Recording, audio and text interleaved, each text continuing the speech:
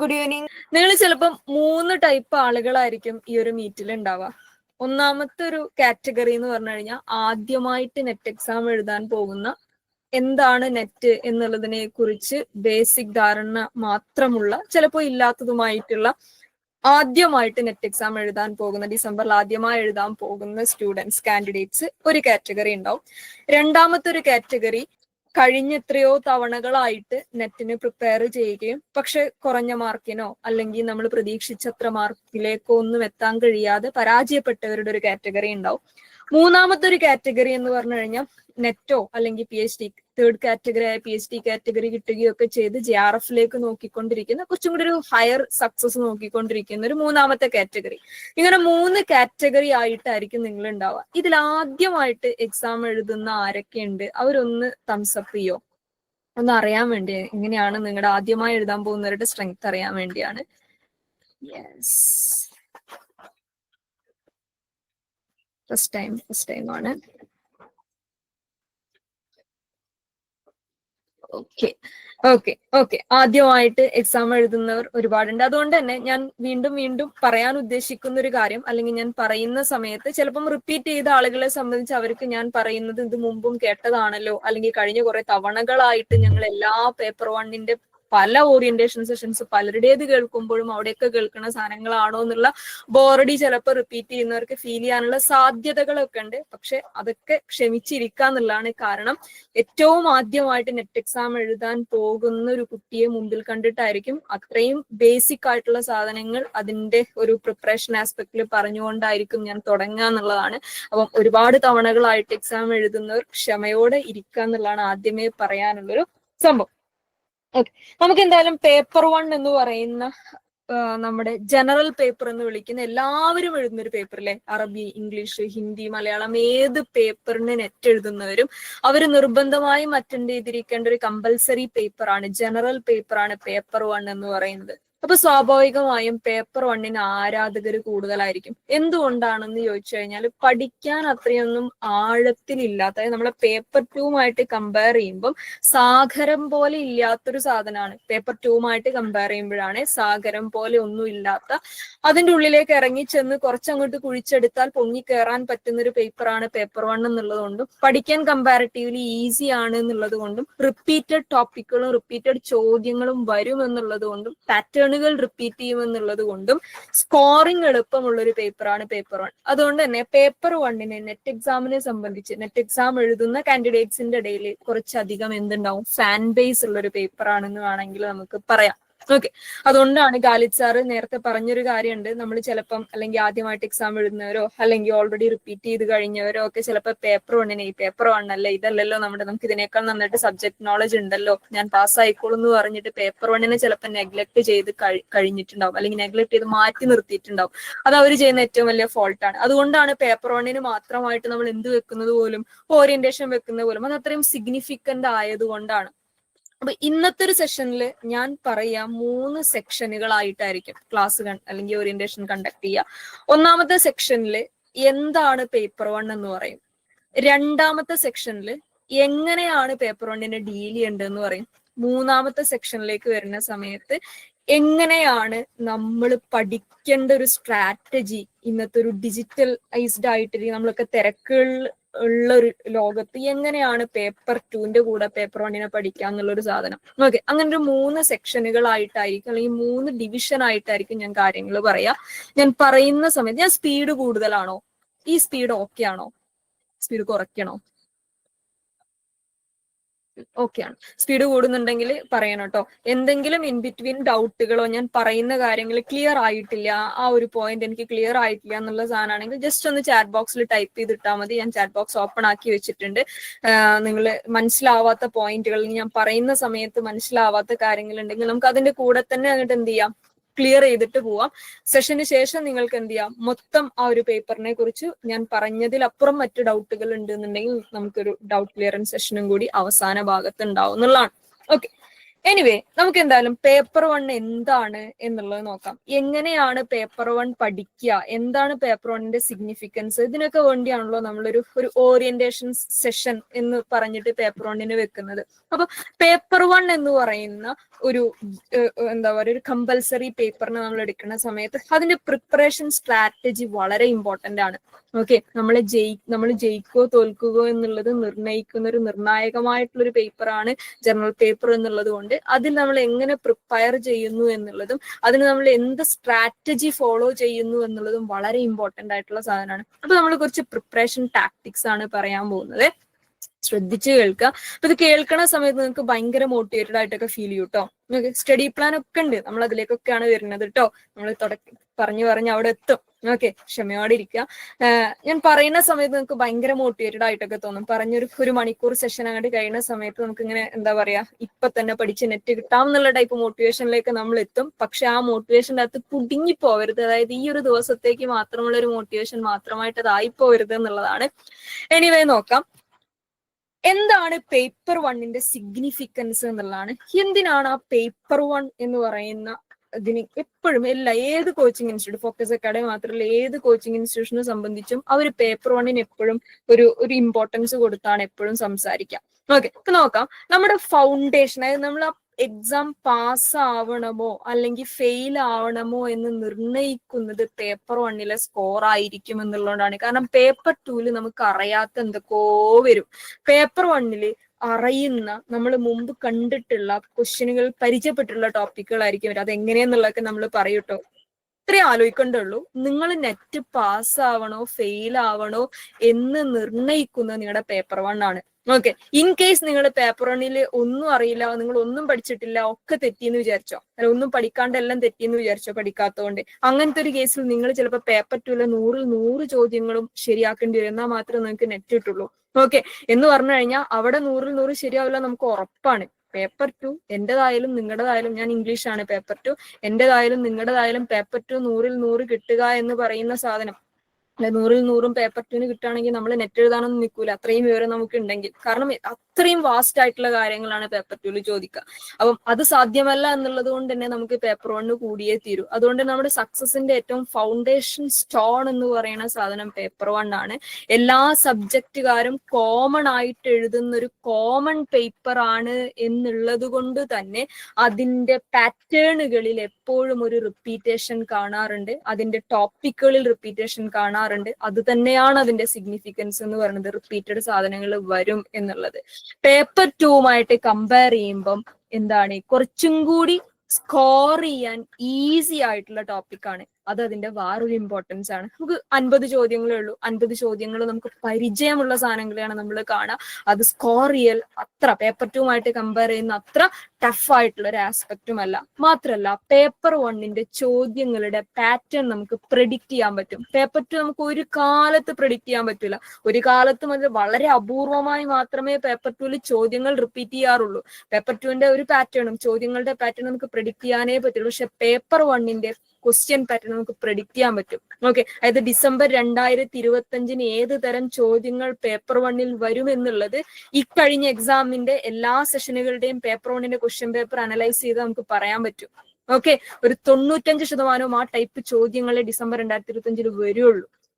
Okay, എന്ന് പറഞ്ഞാൽ question predict ചെയ്യാൻ പറ്റുന്ന ഒരു പേപ്പർ ആണ് എന്ത്, പേപ്പർ 1 എന്നുള്ളത്. അതാണ് അതിന്റെ സിഗ്നിഫിക്കൻസ്. അതുകൊണ്ടാണ് പേപ്പർ 1 നിർബന്ധമായും പഠിച്ചിരിക്കണം നെറ്റ് എക്സാമിന് പോകുമ്പോൾ എന്ന് പറയാനുള്ളൊരു കാരണം. ഇനി ഇങ്ങനെയൊക്കെ സിഗ്നിഫിക്കൻസ് ഉള്ള ഒരു പേപ്പർ ആണെങ്കിൽ അതിന്റെ സിലബസ് എങ്ങനെയായിരിക്കും എന്നുള്ളതാണ്. Okay, how can we analyse അതിന്റെ സിലബസ് എന്നുള്ള സംഭവം. 50 ചോദ്യങ്ങളാണ്, 150 ചോദ്യങ്ങൾക്കാണ് നെറ്റ് എക്സാം നടക്കുക അല്ലെ. അതിൽ 100 ചോദ്യങ്ങൾ നമ്മുടെ മേജർ പേപ്പറിന് അല്ലെങ്കിൽ നമ്മുടെ സബ്ജക്ട് പേപ്പറിനുള്ളതാണ്, പേപ്പർ 2-നുള്ളതാണ്. 50 ചോദ്യങ്ങൾ പേപ്പർ 1ൽ നിന്നാണ് ഉണ്ടാവുക. ഒരു ചോദ്യം ശരിയായാൽ നിങ്ങൾക്ക് 2 മാർക്ക് കിട്ടും. നിലവിൽ നെറ്റിന് നെഗറ്റീവ് മാർക്ക് ഇല്ല. നിലവിൽ നെറ്റിന് നെഗറ്റീവ് മാർക്ക് ഇല്ല. ഡിസംബർ എക്സാമിനും നെഗറ്റീവ് മാർക്ക് ഉണ്ട് എന്ന് ഉള്ള ഒരു സാധനം ഇതുവരെ NTA ഡിക്ലെയർ ചെയ്യാത്തത് കൊണ്ട് തന്നെ ഡിസംബർ നെറ്റ് എക്സാമിനും നെഗറ്റീവ് മാർക്ക് ഇല്ല എന്ന് നമുക്ക് പൂർണ്ണമായും വിശ്വസിക്കാം. നെഗറ്റീവ് മാർക്കിന്റെ സിസ്റ്റം ഒക്കെ കൊണ്ടുവരികയാണെങ്കിൽ അവർ നേരത്തെ തന്നെ നമ്മളോട് പറയും. ഓക്കെ, നേരത്തെ തന്നെ എക്സാമിന് മുമ്പേ തന്നെ സർക്കുലർ ഒക്കെ ഇറക്കിയിട്ട് ഓക്കെ അത് പറയുള്ളൂ. നിലവിൽ നെഗറ്റീവ് മാർക്ക് ഇല്ലാത്ത ഒരു ചോദ്യം ശരിയായാൽ 2 മാർക്ക് കിട്ടുന്ന എല്ലാ ചോദ്യങ്ങളും, നെഗറ്റീവ് മാർക്ക് ഇല്ലാത്തത് കൊണ്ട് തന്നെ എല്ലാ ചോദ്യങ്ങളും ആൻസർ ചെയ്യാനുള്ള ഫ്രീഡം നമുക്കുണ്ട്. ഓക്കെ, ആ ഒരു നെഗറ്റീവ് മാർക്കിംഗ് സിസ്റ്റം ഇല്ല എന്നുള്ളത് കൊണ്ടാണ് അതിൽ ചോദ്യങ്ങൾ ടഫ് ആവുന്നത് എന്നുള്ളത് വേറൊരു പൊളിറ്റിക്സ് ആണ്. എന്നിരുന്നാലും നമുക്ക് എല്ലാ ചോദ്യങ്ങളും അറ്റൻഡ് ചെയ്യാനുള്ള സ്വാതന്ത്ര്യമുണ്ട്. ശരി ഉത്തരങ്ങൾക്ക് 2 മാർക്ക് വീതം കിട്ടും. നെഗറ്റീവ് മാർക്കിംഗ് ഇല്ല. 50 ചോദ്യങ്ങളുടെ സെറ്റാണ് എന്ത് പേപ്പർ 1-ലുള്ളത്. 10 മൊഡ്യൂളുകളാണ്, 10 വ്യത്യസ്ത മൊഡ്യൂളുകളാണ് പേപ്പർ 1-ൽ ഡിസ്കസ് ചെയ്യുന്നത്. ആ 10 മൊഡ്യൂളുകളിൽ നിന്നും 5 ചോദ്യങ്ങൾ വീതം. ഓക്കെ, 10 മൊഡ്യൂളിൽ നിന്ന് 5 ചോദ്യങ്ങൾ വീതം. അങ്ങനെയാണ് 50 ചോദ്യങ്ങൾ പേപ്പർ 1-ൽ നമ്മൾ കാണാം. ഓക്കെ, 10 ടോപ്പിക്കുകളാണ് പേപ്പർ 1-ൽ പഠിക്കാനുള്ളത്. ഓരോ ടോപ്പിക്കിൽ നിന്നും 5 ചോദ്യങ്ങൾ വീതം ചോദിക്കും. 10 × 5 അങ്ങനെ 50 ചോദ്യങ്ങൾ പേപ്പർ 1-ൽ ഉണ്ടാവും. ഒരു ശരി ഉത്തരത്തിന് 2 മാർക്ക് കിട്ടും. No negative marks. ഇതാണ് പേപ്പർ 1-ന്റെ സിലബസിനെ കുറിച്ചുള്ളൊരു ഓവർവ്യൂ. ഈ സിലബസ് ഇങ്ങനെയാണ്, അതിന്റെ സ്ട്രക്ചർ എന്നുള്ള സാധനം ക്ലിയർ ആയിട്ടുണ്ടോ? എങ്കിൽ മാത്രം നമ്മൾ അടുത്തൊരു സ്റ്റേജിലേക്ക് കടന്നിട്ട് കാര്യമുള്ളൂ. ആദ്യമായിട്ട് എക്സാം എഴുതുന്നവര് റെസ്പോണ്ട് ചെയ്യാം കേട്ടോ. Okay, good. ഇനി ഈ 10 മൊഡ്യൂളുകൾ എന്ന് പറയുന്ന സമയത്ത് എന്താണ് ഈ മൊഡ്യൂളുകളിനകത്തുള്ളത്? എന്താണ് ഈ 10 മൊഡ്യൂളുകൾ എന്ന് ചോദിക്കാൻ നമുക്ക് കൃത്യം 10 മൊഡ്യൂളുകളാണ്. ക്ലിയർ ആണ്? ഓക്കെ, 10 മൊഡ്യൂളുകളാണ് പേപ്പർ 1-ന്റെ സിലബസിലുള്ളതെന്ന് പറയുമ്പോൾ ഏതൊക്കെയാണ് ആ 10 മൊഡ്യൂൾ? നമ്മൾ അതിനെ നെയിം ചെയ്യുന്ന സമയത്ത് ടീച്ചിങ് ആപ്റ്റിറ്റ്യൂഡ് എന്ന് വിളിക്കാം, research aptitude, higher education and government, people development and environment, ICT, communication, logical reasoning, data interpretation, mathematical reasoning, comprehension. ഇങ്ങനെ 10 ടോപ്പിക്കുകൾ. അതിൽ മാത്തമാറ്റിക്കൽ റീസണിങ് എന്നൊന്നും പറയുന്ന സമയത്ത്, കേൾക്കുന്ന സമയത്ത് പേടിക്കൊന്നും വേണ്ട. മാത്സിനെ പേടിച്ചിട്ടായിരിക്കും ചിലപ്പോൾ ഞാനും നിങ്ങളൊക്കെ ഹ്യൂമാനിറ്റീസ് സബ്ജക്റ്റുകൾ എടുത്തിട്ട് ഹയർ സ്റ്റഡീസിന് പോയിട്ടുണ്ടാവുക. എന്നിട്ട് അതൊക്കെ കഴിഞ്ഞ് ഇവിടെ വന്ന് നോക്കുമ്പോൾ പിന്നെയും മാത്സോ എന്ന് ചോദിക്കുമ്പോൾ പേടിക്കൊന്നും വേണ്ട. അങ്ങനത്തെ ഒരു വലിയ ഭീകരമായ മാത്സ് ഒന്നും നെറ്റിന് ചോദിക്കില്ല. അങ്ങനെ ഭീകരമായ മാത്സ് ഒന്നും അറബിക്കാരോടോ ഇംഗ്ലീഷുകാരോടോ ഹിന്ദിക്കാരോടോ ഒന്നും ചോദിച്ചിട്ട് വലിയ കാര്യമില്ല എന്ന് എനിക്ക് കൃത്യമായിട്ട് അറിയാം. ഓക്കെ, അതുകൊണ്ട് മാത്തമാറ്റിക്കൽ റീസണിംഗ് എന്ന് കേൾക്കുമ്പോൾ ഈവൻ നമ്മുടെ PSCക്ക് ചോദിക്കണ മാത്സിന്റെ ഭീകരത പോലും നെറ്റിന്റെ മാത്സിന് ഇല്ല എന്നുള്ളതാണ് യാഥാർത്ഥ്യം. ഓക്കെ, അതറിയാതെ പലരും മാത്സിന്റെ 5 ചോദ്യങ്ങളും സ്കിപ്പ് ചെയ്തിട്ട് നെറ്റ് എക്സാമിന് അറ്റൻഡ് ചെയ്യാറ് പോലും ഉണ്ട് എന്നുള്ളതാണ്. എനിവേ നോക്കാം. 10 മൊഡ്യൂളുകളിലെ നമുക്ക് ആദ്യം എന്തായാലും ടീച്ചിങ്ങിനെയും റിസർച്ചിനെയും കുറിച്ച് പറയാം. ടീച്ചിങ്ങിനും റിസർച്ചിന്റെയും ഒരു സിഗ്നിഫിക്കൻസ് പേപ്പർ 1-ലേക്ക് വരുമ്പം എന്ന് പറഞ്ഞാൽ നമ്മൾ പലരും ഇപ്പം ലെക്ചർഷിപ്പ് എന്ന് പറയുന്ന സാധനം ഉണ്ടല്ലോ, നെറ്റ് അല്ലെങ്കിൽ JRF കിട്ടുക എന്ന് പറയുന്ന സമയത്ത്, അല്ലെങ്കിൽ കാറ്റഗറി 3-ലെ PhD എലിജിബിലിറ്റി നേടുക എന്ന് പറയുന്ന സമയത്ത് ലക്ഷ്യം 2 ലക്ഷ്യങ്ങളേ ഉള്ളൂ. നമുക്ക് തലയ്ക്ക് ഓളുണ്ടായിട്ട് എഴുതുന്ന സാധനമല്ല. ഒന്നാമത്തത് നമുക്ക് ഈ പറഞ്ഞ നമ്മുടെ കരിയർ ഒബ്ജക്റ്റീവ്, അല്ലെങ്കിൽ നമ്മളൊരു ടീച്ചർ ആവുക എന്നുള്ള, ഒരു കോളേജ് ലെക്ചർ ആവുക, അസിസ്റ്റന്റ് പ്രൊഫസർമാരാവുക എന്ന് പറയുന്ന ലക്ഷ്യമായിരിക്കും.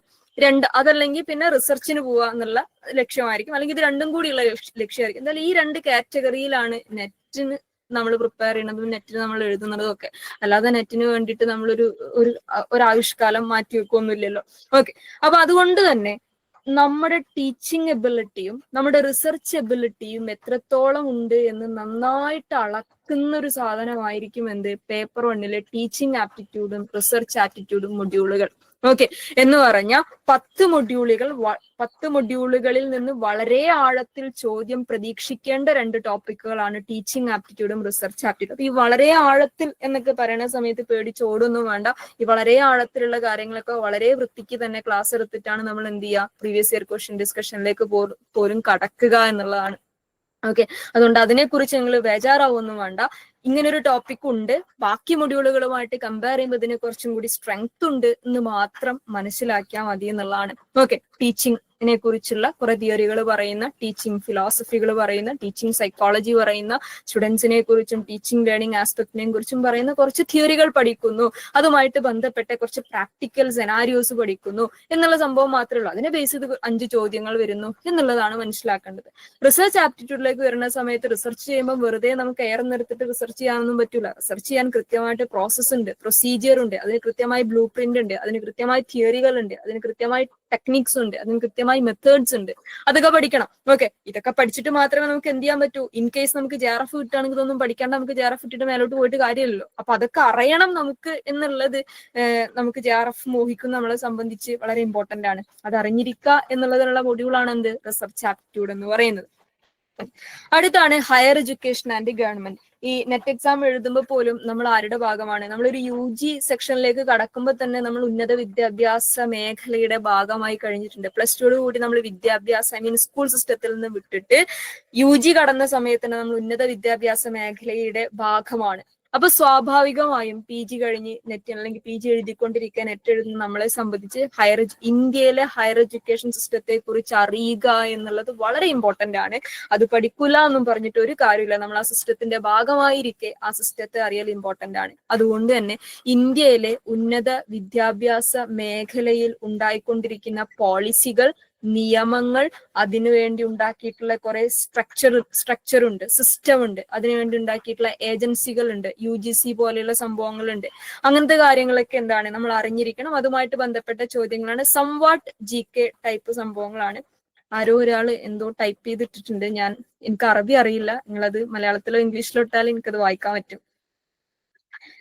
ഓക്കെ. ഹയർ എഡ്യൂക്കേഷനുമായിട്ട് ബന്ധപ്പെട്ട പോളിസികൾ, അതുമായിട്ട് ബന്ധപ്പെട്ട് നിലനിൽക്കുന്ന ഏജൻസികൾ, ഗവൺമെന്റൽ ബോഡികൾ, അങ്ങനത്തെ ലോ ആയിട്ട് ബന്ധപ്പെട്ട സാധനങ്ങളാണ് ആ ഒരു ടോപ്പിക്കിൽ വരിക. അതിൽ ഹയർ എഡ്യൂക്കേഷൻ മാത്രമുള്ളത് എന്നുള്ളതല്ല, higher education, government and polity എന്ന് പറയുന്ന സാധനം കൂടി അതിന്റെ വാലായിട്ട് അതിന്റെ ടേമിൽ ഇങ്ങനെ വരും. Okay. Higher education, government and policy making അല്ലെങ്കിൽ പൊളിറ്റി എന്ന് പറയുന്ന സാധനം, പൊളിറ്റിക്സുമായിട്ട് ബന്ധപ്പെട്ടൊരു സംഭവങ്ങളൊക്കെ. പൊളിറ്റിക്സ് എന്ന് പറയുമ്പോൾ കൃത്യമായിട്ടുള്ള രാഷ്ട്രീയം എന്നുള്ളതല്ല, ഇന്ത്യൻ ഭരണഘടന, അതിലുള്ള ആർട്ടിക്കിളുകൾ, പിന്നെ അതുമായിട്ട് ബന്ധപ്പെട്ട ഭരണഘടനാ നിർമ്മാണ സമിതിയുമായിട്ട് ബന്ധപ്പെട്ട കാര്യങ്ങൾ, ഇന്ത്യയുടെ ലോക്സഭ, രാജ്യസഭ സംവിധാനങ്ങളെ കുറിച്ചുള്ള സംഭവങ്ങൾ, ഇതൊക്കെയാണ് എന്ത് ചെയ്യാറുള്ളത് അതിൻ്റെ അകത്ത് ടോപ്പിക്കായിട്ട് വരാറുള്ളത്. പക്ഷെ കഴിഞ്ഞൊരു 2-3 തവണത്തെ ക്വസ്റ്റ്യൻ പേപ്പറിന്റെ അകത്ത് ഇന്ത്യൻ കോൺസ്റ്റിറ്റ്യൂഷനിൽ നിന്നുള്ള ചോദ്യങ്ങൾ വളരെ കുറവായിരുന്നു എന്ന് വിചാരിച്ച് ഡിസംബറിലെ എക്സാമിന് അത് ചോദിക്കൂല എന്നില്ല. അതുകൊണ്ട് നമ്മൾ പഠിക്കുന്ന സമയത്ത് നിലവിലെ ഹയർ എഡ്യൂക്കേഷൻ സംവിധാനത്തെ കുറിച്ചും ഗവൺമെന്റ് സംവിധാനത്തെ കുറിച്ചും ഇന്ത്യൻ കോൺസ്റ്റിറ്റ്യൂഷനെ കുറിച്ചും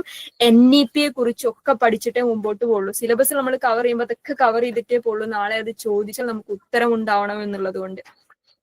പിന്നെ ഉള്ളത് പീപ്പിൾ ഡെവലപ്മെന്റ് ആൻഡ് എൻവയോൺമെന്റ് ആണ്. അതും മറ്റൊരു GK പേപ്പർ ആണ്. പക്ഷെ 100% അതിന് GK എന്ന് പറയാൻ പറ്റില്ല. ഹയർ എഡ്യൂക്കേഷൻ പൂർണ്ണമായും GK ആണ്. 100% അത് GK ആണ്. ആ GK എവിടുന്നാ പഠിക്കേണ്ടതെന്നൊക്കെ ഞാൻ നിങ്ങൾക്ക് പേപ്പർ 1ന്റെ സമയത്ത് പറഞ്ഞു തരികയും ചെയ്യും. അതിന് കൃത്യമായിട്ട് ഗവൺമെന്റിന്റെ ഒതന്റിക് ആയിട്ട് വെബ്സൈറ്റ് പോലും ഉണ്ട് അത്തരം GK സാധനങ്ങൾ പഠിക്കാനുള്ള. നമ്മൾ വെറുതെ പ്രൈവറ്റ് സൈറ്റുകളിൽ കയറിയിട്ട് എന്താ പറയുക, റോങ് ഇൻഫർമേഷൻസ് സീക്ക് ചെയ്യരുത് എന്നുള്ള സാധനങ്ങൾ നമ്മൾ ക്ലാസ് എടുക്കുന്ന സമയത്ത് അത് അങ്ങനെ അങ്ങ് പറഞ്ഞു പോവാം. പീപ്പിൾ ഡെവലപ്മെന്റ് ആൻഡ് എൻവയോൺമെന്റിലേക്ക് വരുന്ന സമയത്ത് അതിലും GK ഉണ്ട്. ഓക്കെ. സ്ക്രീൻ എല്ലാവർക്കും ഓക്കെ ആണ് എന്നാണ് വിശ്വാസം. ഓക്കെ. യെസ്. പീപ്പിൾ ഡെവലപ്മെന്റ് എൻവയോൺമെന്റിലേക്ക് വരുന്ന സമയത്ത് സംഭവം GK ആണോ എന്ന് വെച്ച് കഴിഞ്ഞാൽ GK അതിലുണ്ട്. പക്ഷെ എന്നാലും അതിൽ ഏറ്റവും രസകരമായ ഒരു വസ്തു എന്ന് പറഞ്ഞു കഴിഞ്ഞാൽ, നമ്മൾ പണ്ട് സ്കൂളിൽ എൻവയോൺമെന്റൽ സ്റ്റഡീസ് എന്ന് പറഞ്ഞൊരു പേപ്പർ പഠിച്ചിട്ടുണ്ടാവും. സ്കൂളിലെ എൻവയോൺമെന്റൽ സ്റ്റഡീസ് എന്ന് പറഞ്ഞൊരു പേപ്പർ, മലയാളം മീഡിയം പഠിച്ചൊരു പരിസ്ഥിതി പഠനം എന്നായിരിക്കും പഠിച്ചിട്ടുണ്ടാവുക. ആ പേപ്പറിന്റെ അകത്ത് ഉണ്ടായിരുന്ന കുറെ ടോപ്പിക്കുകൾ ഉണ്ട്. ഇപ്പൊ എന്താ പറയാ, ഗ്രീൻ ഹൗസ് ഗ്യാസുകൾ, ഹരിതഗൃഹവാതകങ്ങൾ ഏതൊക്കെയാണ്, പിന്നെ എന്താ പറയാ, പൊല്യൂഷന് കാരണമാകുന്ന വായുമലിനീകരണം, ജലമലിനീകരണം, സോയിൽ പൊല്യൂഷൻ എന്നൊക്കെ പറഞ്ഞ് ഓരോ പൊല്യൂഷനും കാരണമാകുന്ന ഘടകങ്ങൾ എന്തൊക്കെയാണ്, അത് ഉണ്ടാക്കുന്നത്, ഇതൊക്കെ പണ്ട് നമ്മൾ സ്കൂളിൽ പഠിച്ചാണ്. അതിവിടെ ചോദിക്കും. ഓക്കെ. അതിവിടെ ചോദിക്കും എന്നുള്ളതാണ്. അപ്പൊ കുറച്ചും കൂടി ഹയർ എഡ്യൂക്കേഷന് പീപ്പിൾ ഡെവലപ്മെന്റ് എൻവയോൺമെന്റിലേക്ക് വരുന്ന സമയത്ത് കുറച്ചും കൂടി എന്തായിട്ടുള്ള, കുറച്ചും കൂടി ഈസി ആയിട്ടുള്ള, മാം ഇത് അറബിക് GK എഴുതുന്നവർക്ക് സെയിം സിലബസ് ആണോ? എല്ലാ പേപ്പർ 2നും പേപ്പർ 1 സിലബസ് സെയിം ആണ്. അറബി ആയിക്കോട്ടെ, ഹിന്ദി ആയിക്കോട്ടെ, മലയാളം ആയിക്കോട്ടെ, ഇംഗ്ലീഷ് ആയിക്കോട്ടെ, ഇനി അതർ സോഷ്യൽ സ്റ്റഡീസ് ആയിക്കോട്ടെ, whatever it is, നെറ്റിന്റെ പേപ്പർ 2ന്റെ ഏത് പേപ്പർ 2 ആയാലും പേപ്പർ 1ന്റെ സിലബസ് സെയിം ആണ്. അതുകൊണ്ടാണ് നേരത്തെ പറഞ്ഞത് ഇറ്റ്സ് എ കോമൺ പേപ്പർ എന്ന്. എല്ലാവരും പഠിക്കേണ്ട കോമൺ പേപ്പർ, സിലബസ് സെയിം ആണ്. പക്ഷെ ഒരു ക്വസ്റ്റ്യൻ പേപ്പർ ഉണ്ടാക്കുന്ന സമയത്ത് ഇംഗ്ലീഷുകാർക്ക് തരുന്ന ക്വസ്റ്റ്യൻ പേപ്പർ ആയിരിക്കില്ല അറബിക്കാർക്ക് തരാന്നേ ഉള്ളൂ. സിലബസ് സെയിം ആണ്. ഓക്കെ. ഇനി പീപ്പിൾ ഡെവലപ്മെന്റ് എൻവയോൺമെന്റ് പരിസ്ഥിതിയുമായിട്ട് ബന്ധപ്പെട്ട കാര്യങ്ങൾ ചോദിക്കുന്നു, പരിസ്ഥിതിയുമായിട്ട് ബന്ധപ്പെട്ട പോളിസികൾ ചോദിക്കുന്നു. പക്ഷെ അതിൽ ശ്രദ്ധിക്കേണ്ട ഒരു കാര്യം, ഹയർ എഡ്യൂക്കേഷനിലേക്ക് വന്ന സമയത്ത് നമ്മൾ ഇന്ത്യന്റെ സർക്കിളിന്റെ അകത്ത് നിന്നിട്ടാണ് കളിച്ചതെങ്കിൽ എൻവയോൺമെന്റ് ടോപ്പിക്കിലേക്ക് വരുന്ന സമയത്ത് ഇന്ത്യന്റെ സർക്കിളിൽ നിന്ന് മാത്രമല്ല കളിക്കുക, കുറച്ചും കൂടി വേൾഡ് വൈഡ് ആയിട്ടാണ് ചിന്തിക്കുക. UN-ന്റെ ആസ്പെക്ടുകളും പോളിസികളും ഒക്കെ ചോദിക്കുന്ന ഒരു ഏരിയ ആണ് പീപ്പിൾ ഡെവലപ്മെന്റ് ആൻഡ് എൻവയോൺമെന്റ്. ഭയങ്കര വാസ്റ്റ് ആണെന്ന് വിചാരിച്ച് പേടിക്കുന്നുണ്ട്. നമ്മൾ കാറ്റഗറൈസ്ഡ് ആക്കിയിട്ട് കാര്യങ്ങൾ പഠിക്കും. വേണ്ട സാധനങ്ങൾ മാത്രം. നമ്മൾ PSCക്കൊന്നും പഠിക്കുന്ന മാതിരി പരത്തി നിരത്തി പഠിക്കുന്ന പരിപാടി നെറ്റിനില്ല. സെലക്റ്റീവ് ആയിട്ടുള്ള പഠനമാണ് നെറ്റിന് വേണ്ടത് എന്നുള്ളതാണ്. ഇനി അടുത്താണ് ICT, information and communication technology. അതും GK സ്വഭാവമുള്ളൊരു പേപ്പറാണ്. ഇതിൽ ഹയർ എഡ്യൂക്കേഷനും എൻവയോൺമെന്റും, ഓക്കെ, ഹയർ എഡ്യൂക്കേഷനും എൻവയോൺമെന്റും ICT-യും ചില സമയങ്ങളിൽ കമ്മ്യൂണിക്കേഷന്റെ ചോദ്യങ്ങളും GK-യുടെ ചോദ്യങ്ങൾ, അതായത് GK പാർട്ടിന്ന് ചോദ്യങ്ങൾ വരാറുള്ള ഏരിയയാണ്. ഹയർ എഡ്യൂക്കേഷൻ കംപ്ലീറ്റ് GK ആണ്, ICT-യും GK ആണ്. അതായത് നമ്മൾ IT ടൂളുകളുമായിട്ട് ബന്ധപ്പെട്ട, IT ടെക്നോളജികളുമായിട്ട് ബന്ധപ്പെട്ട ഏറ്റവും ലേറ്റസ്റ്റ് ആയിട്ടുള്ള ചോദ്യങ്ങളും അതിന്റെ ഹിസ്റ്റോറിക്കൽ ബാക്ക്ഗ്രൗണ്ട് എന്നുള്ള ചോദ്യങ്ങളും വരെ പ്രതീക്ഷിക്കേണ്ട ചോദ്യം ഒരു ടോപ്പിക്കാണ് ICT എന്ന് പറയുന്നത്. ഏറ്റവും ലേറ്റസ്റ്റ് ആയിട്ടുള്ള എന്ന് പറയുന്ന സമയത്ത് ഭയങ്കര ഭീകര സംഭവങ്ങൾ എന്നല്ല, ഈവൻ നമ്മുടെ വാട്സാപ്പും ഇൻസ്റ്റഗ്രാമും മെസ്സഞ്ചറും വരെ ചോദ്യമായിട്ട് വന്ന സന്ദർഭങ്ങൾ ഉണ്ടായിട്ടുണ്ട് റീസെന്റ് ക്വസ്റ്റ്യൻ പേപ്പറിലൊക്കെ. എന്ന് പറഞ്ഞാൽ ബ്ലൂടൂത്ത് സാധനങ്ങളൊക്കെ ചോദ്യത്തിന്റെ ഭാഗമായിട്ട് നമ്മുടെ ഏറ്റവും അടുത്തിരുന്നു കൊണ്ട് നമ്മൾ അനുഭവിക്കുന്ന IT ടൂളുകളെ കുറിച്ചാണ്, ഗൂഗിൾ ഫോമുകളെ കുറിച്ച്, ഗൂഗിൾ മീറ്റുകളെ കുറിച്ച്, സൂമിനെ കുറിച്ചൊക്കെ ചോദ്യം വരാറുണ്ട്. അപ്പൊ നമ്മൾ സ്ഥിരമായി പരിചയിക്കുന്ന IT ടൂളുകളെ കുറിച്ചുള്ള ചോദ്യങ്ങൾ വരുന്നു, ആ സെക്ടറിനെ കുറിച്ച് ചോദ്യങ്ങൾ വരുന്നു, അതിന്റെ ബേസിക് ഹിസ്റ്ററിയെ കുറിച്ച് ചോദ്യങ്ങൾ വരുന്നു. ഇതൊക്കെ നമ്മൾ അറിഞ്ഞിരിക്കേണ്ട കാര്യങ്ങളാണ്. ഇതൊന്നും അറിയില്ല, നമ്മൾ പഠിക്കില്ല എന്ന് പറഞ്ഞിട്ട് കാര്യമില്ല. അതൊക്കെ ഒരു സിസ്റ്റത്തിന്റെ ഭാഗമായിട്ട് ഒരു സൊസൈറ്റിയിൽ ജീവിച്ചുകൊണ്ടിരിക്കെ 21st സെഞ്ചുറിയിൽ നമ്മൾ അറിഞ്ഞിരിക്കേണ്ട കാര്യങ്ങൾ അതിനെ ചോദിക്കുന്നു. അപ്പൊ അത് അറിഞ്ഞിരിക്കാൻ നമ്മൾ കുറച്ചും കൂടി GK ആസ്പെക്ടിൽ IT ടൂളുകളുമായിട്ട് കുറച്ചും കൂടി ഫെമിലിയർ ആവണമെന്ന് മാത്രമെന്നേ ഉള്ളൂ. ഓക്കെ, അടുത്തത് കമ്മ്യൂണിക്കേഷൻ ആണ്. ഈ 10 മൊഡ്യൂളുകൾക്കിടയിലെ ഏറ്റവും കുഞ്ഞു മനുഷ്യനാണ് കമ്മ്യൂണിക്കേഷന്റെ മൊഡ്യൂൾ എന്ന് പറയുന്നത്. AI-യുമായിട്ട് ബന്ധപ്പെട്ട ചോദ്യങ്ങൾ റീസെന്റ് ആയിട്ട് എവിടെയും കണ്ടിട്ടില്ല, പക്ഷെ വരാനുള്ള സാധ്യതയുണ്ട് ഇനി എന്നുള്ളതാണ്. ഓക്കെ, നമ്മളിത് പഠിക്കുകയും ചെയ്യട്ടോ. AI ടൂളുകൾ ഈ എന്താ പറയുക, കിസ് മേക്കിംഗ് പോലുള്ള സാധനങ്ങളൊക്കെ NTA ഇപ്പൊ ചോദിച്ചു തുടങ്ങിയിട്ടുള്ളൂ. ഇൻ റീസെന്റ് അല്ലെങ്കിൽ ഇൻ ഫ്യൂച്ചർ ക്വസ്റ്റ്യൻ പേപ്പറുകളിലൊക്കെ ബാക്കിയുള്ളതും ചോദിക്കാനുള്ള സാധ്യതയുണ്ട്. അതുകൊണ്ട് തന്നെ നമ്മൾ സിലബസ് കുറച്ചും കൂടി റിവൈസ് ചെയ്തിട്ടാണ് എന്ത് ചെയ്യുന്നത്, കവറപ്പ് ചെയ്യുന്നത് എല്ലാ മൊഡ്യൂളുകളും എന്നുള്ളതാണ്. കമ്മ്യൂണിക്കേഷനിലേക്ക് വരുന്ന സമയത്ത് ഈ 10 മൊഡ്യൂളുകളിലെ ഏറ്റവും ചെറിയ മൊഡ്യൂളാണ് കമ്മ്യൂണിക്കേഷൻ. വളരെ കുറച്ചേ പഠിക്കാനുള്ളൂ, നമുക്ക് വളരെ കുറച്ച് മാത്രം ടോപ്പിക്സ് കവർ ചെയ്യാനുള്ള. നമ്മൾ സാധാരണ കമ്മ്യൂണിക്കേഷൻ എലമെന്റ്സ് എന്ന് പറയുന്ന receiver, sender, message, feedback, noise എന്നൊക്കെ പറയുന്ന കുറെ സാധനങ്ങൾ ഉണ്ടല്ലോ.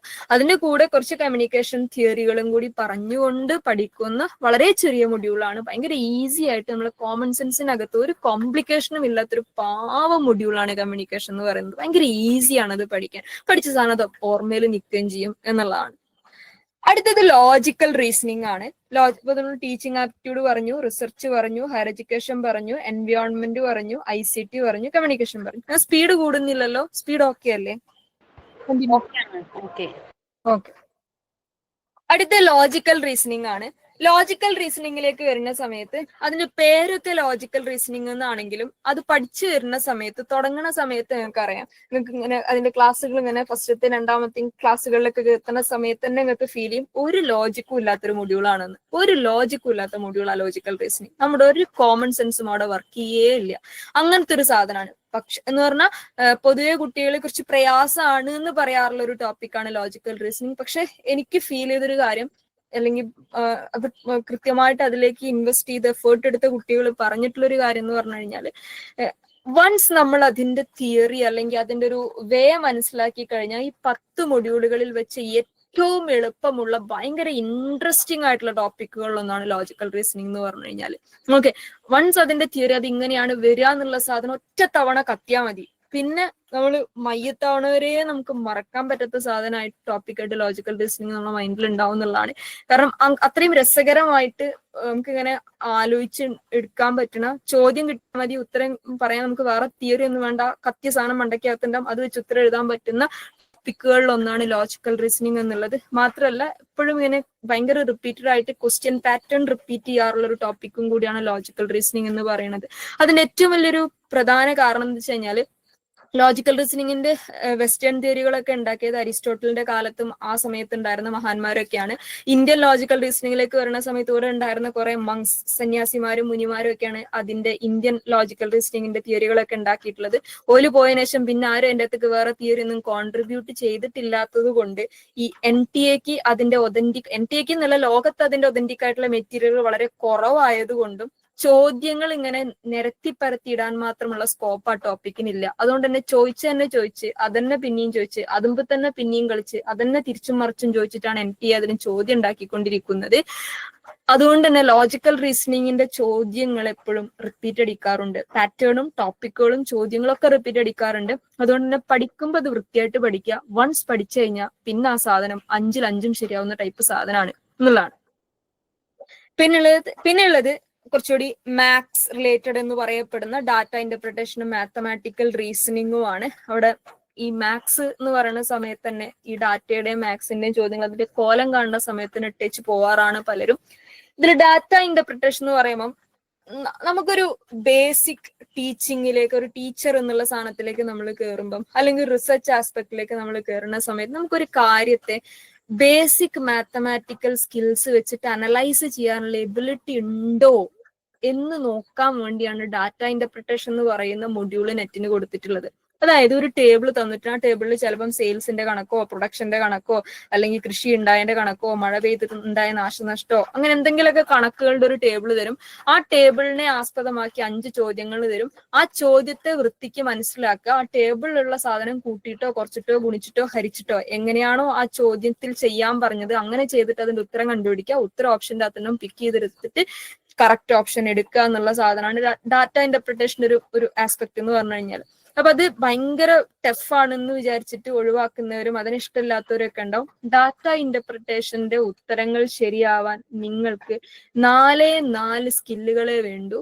ഒന്ന്, അതിലുള്ള ക്വസ്റ്റ്യൻ വായിച്ചിട്ട് അതിന്റെ മീനിങ് മനസ്സിലാവുക എന്നുള്ളത്. അപ്പൊ ക്വസ്റ്റ്യൻ വായിച്ച് മീനിങ് മനസ്സിലാവാൻ ഇംഗ്ലീഷിന്റെ കമ്മ്യൂണിക്കേഷൻ അല്ലെങ്കിൽ ഇംഗ്ലീഷിന്റെ കോച്ചിങ്ങിന് വേറെ പോകണമെന്ന് ചോദിച്ചു കഴിഞ്ഞാൽ അതൊന്നും വേണ്ട. ഡാറ്റ ഇന്റർപ്രിട്ടേഷന്റെ ചോദ്യങ്ങൾ ഒരു 5 എന്താ പറയുക, ഒരാഴ്ചയിൽ ഒരു 5 എന്നുള്ള രീതിയിലോ അല്ലെങ്കിൽ സ്ഥിരമായിട്ട് അതിനെ ഒരു റെഗുലർ ആസ്പെക്റ്റിൽ അതിനെ പ്രാക്ടീസ് ചെയ്ത് കഴിഞ്ഞാൽ തന്നെ നമുക്ക് അതിന്റെ ചോദ്യങ്ങളുടെ മീനിങ് കൃത്യമായിട്ട് അതെന്താ ഉദ്ദേശം എന്നുള്ളത് മനസ്സിലാവും. അതിപ്പോ ഞാൻ പറയുന്ന സമയത്ത് ഭയങ്കര വിയേർഡായിട്ട് നിങ്ങൾക്ക് ഫീൽ ചെയ്യും. ആദ്യമായിട്ട് എക്സാം എഴുതുന്നവരെ സംബന്ധിച്ച് നമ്മൾ ചെയ്തു തുടങ്ങുമ്പോൾ, നമ്മൾ ക്ലാസ് ഒക്കെ തുടങ്ങി ഒരു 5 ലൈവ് സെഷനൊക്കെ നിങ്ങൾ അറ്റൻഡ് ചെയ്ത് കഴിഞ്ഞാൽ തന്നെ നിങ്ങൾക്ക് മനസ്സിലാവും ഡാറ്റ ഇത്ര എളുപ്പമായിരുന്നു നിങ്ങൾക്ക് തന്നെ തോന്നും. ഓക്കെ, അതിന് ഇംഗ്ലീഷ് ഒന്നും പഠിക്കേണ്ടല്ലോ, ഇംഗ്ലീഷിൽ പുലിയാവേണ്ട ആവശ്യമൊന്നുമില്ല, അതിന്റെ ചോദ്യം മനസ്സിലാവാന്ന് നിങ്ങൾക്ക് തന്നെ ഫീൽ ചെയ്യും. ഓക്കെ, ആ ചോദ്യം വായിച്ച് മനസ്സിലാവുക എന്നുള്ളതാണ് ഡാറ്റ ഇന്റർപ്രിട്ടേഷന്റെ ചോദ്യം ചെയ്യാനുള്ള നിങ്ങൾക്ക് വേണ്ട ആദ്യത്തെ ഒരു എലിജിബിലിറ്റി അല്ലെങ്കിൽ ക്വാളിറ്റി എന്ന് പറയുന്നത്. പിന്നെ തെറ്റാതെ കൂട്ടാനും തെറ്റാതെ കുറയ്ക്കാനും തെറ്റാതെ ഗുണിക്കാനും തെറ്റാതെ ഹരിക്കാനും അറിയണം. ഓക്കെ, വിത്തൗട്ട് കാൽക്കുലേറ്റർ ഇല്ലാതെ മാനുവലി കൂട്ടാനും കുറയ്ക്കാനും ഹരിക്കാനും ഗുണിക്കാനും ഒക്കെ അറിയണം എന്നുള്ളതാണ്. അതിനുള്ള ഒരൊറ്റ മാർഗം എന്ന് പറഞ്ഞാൽ ഇത്രയേ ഉള്ളൂ. ഇത് ഡാറ്റ ഇന്റർപ്രിട്ടേഷൻ പ്രാക്ടീസ് ചെയ്യുന്ന സമയത്ത് കാൽക്കുലേറ്ററിനെ ആദ്യമേ എടുത്ത് മാറ്റിയേക്കുക, എന്നിട്ട് കൈകൊണ്ട് എഴുതി ഗുണി. കാരണം അവിടെ നമുക്ക് ഈ സാധനം ഉപയോഗിക്കാൻ പറ്റില്ല, അവിടെ നമ്മൾ കൈകൊണ്ട് ചെയ്യണം. അവിടെ സ്പീഡ് ഉണ്ടാവണമെങ്കിലും ചെയ്യണത് തെറ്റാതിരിക്കണമെങ്കിലും നമുക്കൊരു കോൺഫിഡൻസ് ഉണ്ടാവണമെങ്കിലും നമ്മൾ പ്രാക്ടീസ് ചെയ്യുന്ന സമയത്ത് അത് മാനുവലി തന്നെ ചെയ്യണം. ഓക്കെ, ഒരു കാരണവശാലും ഡാറ്റയുടെയോ മാത്സിന്റെയോ ചോദ്യങ്ങൾ പ്രാക്ടീസ് ചെയ്യുമ്പം കാൽക്കുലേറ്റർ കയ്യിൽ ഉണ്ടാവരുത് എന്നുള്ളത് നിർബന്ധമാണ്. ഓക്കെ, ഇനി മാത്സിന്റെ കാര്യത്തിലേക്ക്, മാത്തമാറ്റിക്കൽ റീസണിങ്ങിലേക്ക് വരുന്ന സമയത്ത് പൊതുവെ പറയാറുണ്ട് ഇത്തരം നാഷണൽ ലെവൽ കോമ്പറ്റേറ്റീവ് എക്സാംസിനൊക്കെ ചോദിക്കണ മാത്സ് നമ്മുടെ SSLC വരെയുള്ള മാത്സ് ആണെന്നുള്ളത്. നെറ്റിനെ സംബന്ധിച്ച് SSLC വരെയുള്ള മാത്സ് ആണ്, പക്ഷെ SSLC വരെയുള്ള എല്ലാ മാത്സും വേണ്ട എന്നുള്ളതാണ് അതിന്റെ ഒരു അഡ്വാൻറ്റേജ് എന്ന് പറയുന്നത്. വളരെ ബേസിക് ആയിട്ടുള്ള ഒരു വ്യക്തി എന്നുള്ള നിലയിൽ, ഒരു സമൂഹത്തിൽ ജീവിച്ചിരിക്കുക ഒരു വ്യക്തി എന്നുള്ള നിലയിൽ നമുക്ക് അറിഞ്ഞിരിക്കേണ്ട ബേസിക് മാത്സ് ഉണ്ട്. ടൈമും ഡിസ്റ്റൻസും കാണുക, അങ്ങനത്തെ കുറച്ച് ബേസിക് മാത്തമാറ്റിക്സ് എന്ന് പറയുന്ന സാധനങ്ങൾ ഉണ്ടല്ലോ, എല്ലാവരും പഠിച്ചിരിക്കേണ്ട ഒരു മാത്സ് എന്ന് പറയുന്ന സാധനം. ആ മാത്സിനെ കുറച്ച് ട്വിസ്റ്റിംഗ് ആയിട്ട് ചോദിക്കുന്നു. ആ ട്വിസ്റ്റിംഗ് ആയിട്ട് ചോദിച്ച സാധനത്തിന് നമുക്ക് മനസ്സിലാവണം എന്നുള്ളൊരു സംഭവം. അത്ര മാത്രമേ നെറ്റിന്റെ മാത്സിന് ഉദ്ദേശിക്കുന്നുള്ളൂ. അതിൽ തന്നെ ചോദ്യങ്ങൾ ചോദിക്കുന്ന രീതിക്ക് കുറച്ച് വ്യത്യാസം വന്നിട്ടുണ്ട് എന്നുള്ളത് മാത്സിന്റെ ടോപ്പിക്കുകളൊന്നും ഇതുവരെ മാറിയിട്ടില്ല. ഓക്കെ, ഡയറക്റ്റ് ആയിട്ട് ചോദ്യം ചോദിക്കുന്നതിന് പകരം സ്റ്റേറ്റ്മെന്റ് പോലെ ചോദിച്ചിട്ട് ട്രൂ ഓർ ഫോൾസ് സ്റ്റേറ്റ്മെന്റ്, ആ മാത്സ് പറഞ്ഞ സ്റ്റേറ്റ്മെന്റ് ശരിയാണോ ഫോൾസ് ആണെന്ന് കണ്ടുപിടിക്കേണ്ട ടൈപ്പ് ട്വിസ്റ്റിംഗ് ചോദ്യത്തിൽ വന്നിട്ടുണ്ട് എന്നതൊഴിച്ചാൽ വേറെ പുതിയ രീതികളൊന്നും മാത്സിന്റെ ടോപ്പിക്കിലേക്കോ ഒന്നും NTA കൊണ്ടുവന്നിട്ടില്ല എന്നുള്ളതാണ്. എന്ന് പറഞ്ഞാൽ അത്രയേ ഉള്ളൂ, ഭയങ്കരമായിട്ട് പേടിക്കേണ്ട ഒരു സാധനമേ അല്ല എന്നുള്ളതാണ്. അത് മാത്സിന്റെ ക്ലാസ് കിട്ടി തുടങ്ങുന്ന സമയത്ത് തന്നെ നിങ്ങൾക്ക് മനസ്സിലാവും അത്. ഓക്കെ, അത് അത്രയും പേടിച്ചത്ര മാത്രമൊന്നും ഇല്ല ആ സാധനം, ഭയങ്കര ഈസി ആയിട്ടുള്ള ഒരു സാധനമാണ് എന്നുള്ളത്. പിന്നെയുള്ളത് കോംപ്രഹെൻഷൻ ആണ്. കോംപ്രഹെൻഷൻ ഭയങ്കര ഈസി ആയിട്ടുള്ള ഒരു സാധനം. ഇപ്പൊ ഞാനൊരു ഇംഗ്ലീഷ് കാൻഡിഡേറ്റ് ആയതുകൊണ്ട് പറയുന്ന ഒരു സംഭവമല്ല. നമുക്ക് ഒരു തരത്തിലും റിപ്പീറ്റ് ചെയ്യാത്തൊരു ടോപ്പിക്, ഒരു പാരഗ്രാഫ് വരും, ആ പാരഗ്രാഫിനെ ആസ്പദമാക്കി 5 ചോദ്യങ്ങൾ വരും. ആ 5 ചോദ്യങ്ങൾക്ക് ഉത്തരം പാരഗ്രാഫ് എന്ന് കണ്ടുപിടിക്കണം എന്ന് പറഞ്ഞ ചോദ്യം ഉത്തരവും ചോദ്യത്തിൽ തന്നെയുള്ള ഒരു ചോദ്യം. അത്രയും ഈസി ആയിട്ടുള്ള ഏത് ചോദ്യമാണ് മേലത്തെ 9 ടോപ്പിക്കിലുള്ളത്? മേലത്തെ 9 എണ്ണത്തിലും ചോദ്യം മാത്രമേ ഉള്ളൂ, ആരും ഉത്തരം പറഞ്ഞു തരുന്നില്ല. പക്ഷെ നേരെ മറിച്ച് കോംപ്രഹെൻഷനിലേക്ക് വരുമ്പോൾ ചോദ്യം ഉത്തരമൊക്കെ ചോദ്യത്തിൽ തന്നെ ഉണ്ട്. പാരഗ്രാഫ് വായിക്കുക, ഉത്തരം എടുക്കുക, കറക്റ്റ് ഉത്തരം ചൂസ് ചെയ്യുക, കുത്തുക, ഇത്രേ ചെയ്യേണ്ടുള്ളൂ. അപ്പൊ അതിന് വേണ്ടത് നമുക്ക് അവിടെയാണ് നിങ്ങൾ ഈ ഇംഗ്ലീഷ് വായിച്ചാൽ മനസ്സിലാവോ എന്നുള്ള പേടി നിങ്ങൾക്ക് ഉണ്ടാവുക, ഇംഗ്ലീഷുമായിട്ട് അത്ര ഫെമിലിയർ അല്ലാത്ത ആളുകളെ സംബന്ധിച്ച്. അവിടെയും ഈ പറഞ്ഞ പോലെ ഡാറ്റയെ കൊണ്ട് പറഞ്ഞ പോലെ തന്നെ നമ്മൾ വായിക്കുന്നതിന്റെയും വായിച്ച് മനസ്സിലാക്കുന്നതിന്റെയും ഒക്കെ നെഗറ്റീവ് മാർക്ക് ഇല്ല. നെഗറ്റീവ് മാർക്ക് ഞാൻ ആദ്യമേ പറഞ്ഞു, നമ്മൾ അതിന്റെ പേപ്പറിന്റെ സ്ട്രക്ചർ പറയുന്ന സമയത്ത് തന്നെ പറഞ്ഞു, നെറ്റിന് നെഗറ്റീവ് മാർക്കിംഗ് ഇല്ല, എല്ലാ ചോദ്യവും ആൻസർ ചെയ്യാനുള്ള ഫ്രീഡം നിങ്ങൾക്കുണ്ട്. നമ്മൾ ഇവിടുന്ന് പോയത് കോംപ്രഹെൻഷൻ. കോംപ്രഹെൻഷന്റെ ചോദ്യങ്ങൾ നിങ്ങൾ ഒത്തിരി പാരഗ്രാഫുകൾ എടുത്ത് അതിന്റെ ചോദ്യങ്ങൾ ചെയ്യുന്ന സമയത്ത് മാത്രമേ അതിന്റെ സ്പീഡ് വായനയുടെ സ്പീഡ് കൂടണം. ഓക്കെ, 3 മണിക്കൂർ സമയത്തിൽ 150 ചോദ്യങ്ങൾ നമ്മൾ, കാരണം കോംപ്രഹെൻഷൻ നമുക്ക് പേപ്പർ 1 മാത്രമല്ല പേപ്പർ 2 ഉണ്ടാവും. ഓക്കെ, അപ്പൊ നമുക്ക് രണ്ടിന്റെയും ടൈം ബാലൻസ് ചെയ്യണം. അങ്ങനെ ബാലൻസ് നമ്മുടെ വായനയുടെ സ്പീഡ് കൂടണം. ഓക്കെ, വായനയുടെ സ്പീഡ് കൂടണമെങ്കിൽ നമ്മൾ കോംപ്രഹെൻഷൻ ചോദ്യങ്ങൾ മുമ്പും പ്രാക്ടീസ് ചെയ്തിട്ടുണ്ടാവണം.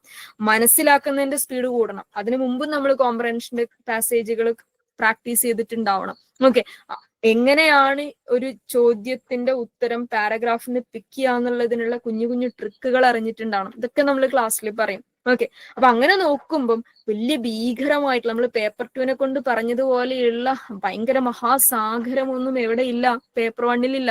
കാരണം ഇതിൽ പലതും ദിവസേന നമ്മൾ പത്രങ്ങളിൽ കാണുന്നതോ അല്ലെങ്കിൽ ദിവസേന നമ്മൾ ന്യൂസിൽ കേൾക്കുന്നതോ ദിവസേന നമ്മുടെ സംസാരങ്ങളുടെ ഭാഗമായിട്ട് വരുന്നതോ അല്ലെങ്കിൽ ഒരു PSC കോച്ചിങ്ങിന്റെ ഭാഗമായിട്ടോ അല്ലെങ്കിൽ പണ്ട് സ്കൂളിൽ പഠിച്ചതിന്റെ ഭാഗമായിട്ടോ അറിയുന്ന ടോപ്പിക്കുകൾ അല്ലാതെ വേറെ എന്താ പേപ്പർ 1 10 മൊഡ്യൂളുകളിലുള്ളത്. ടീച്ചിങ്ങും റിസർച്ചും ഉണ്ട് എന്ന് പറയപ്പെടുന്നു.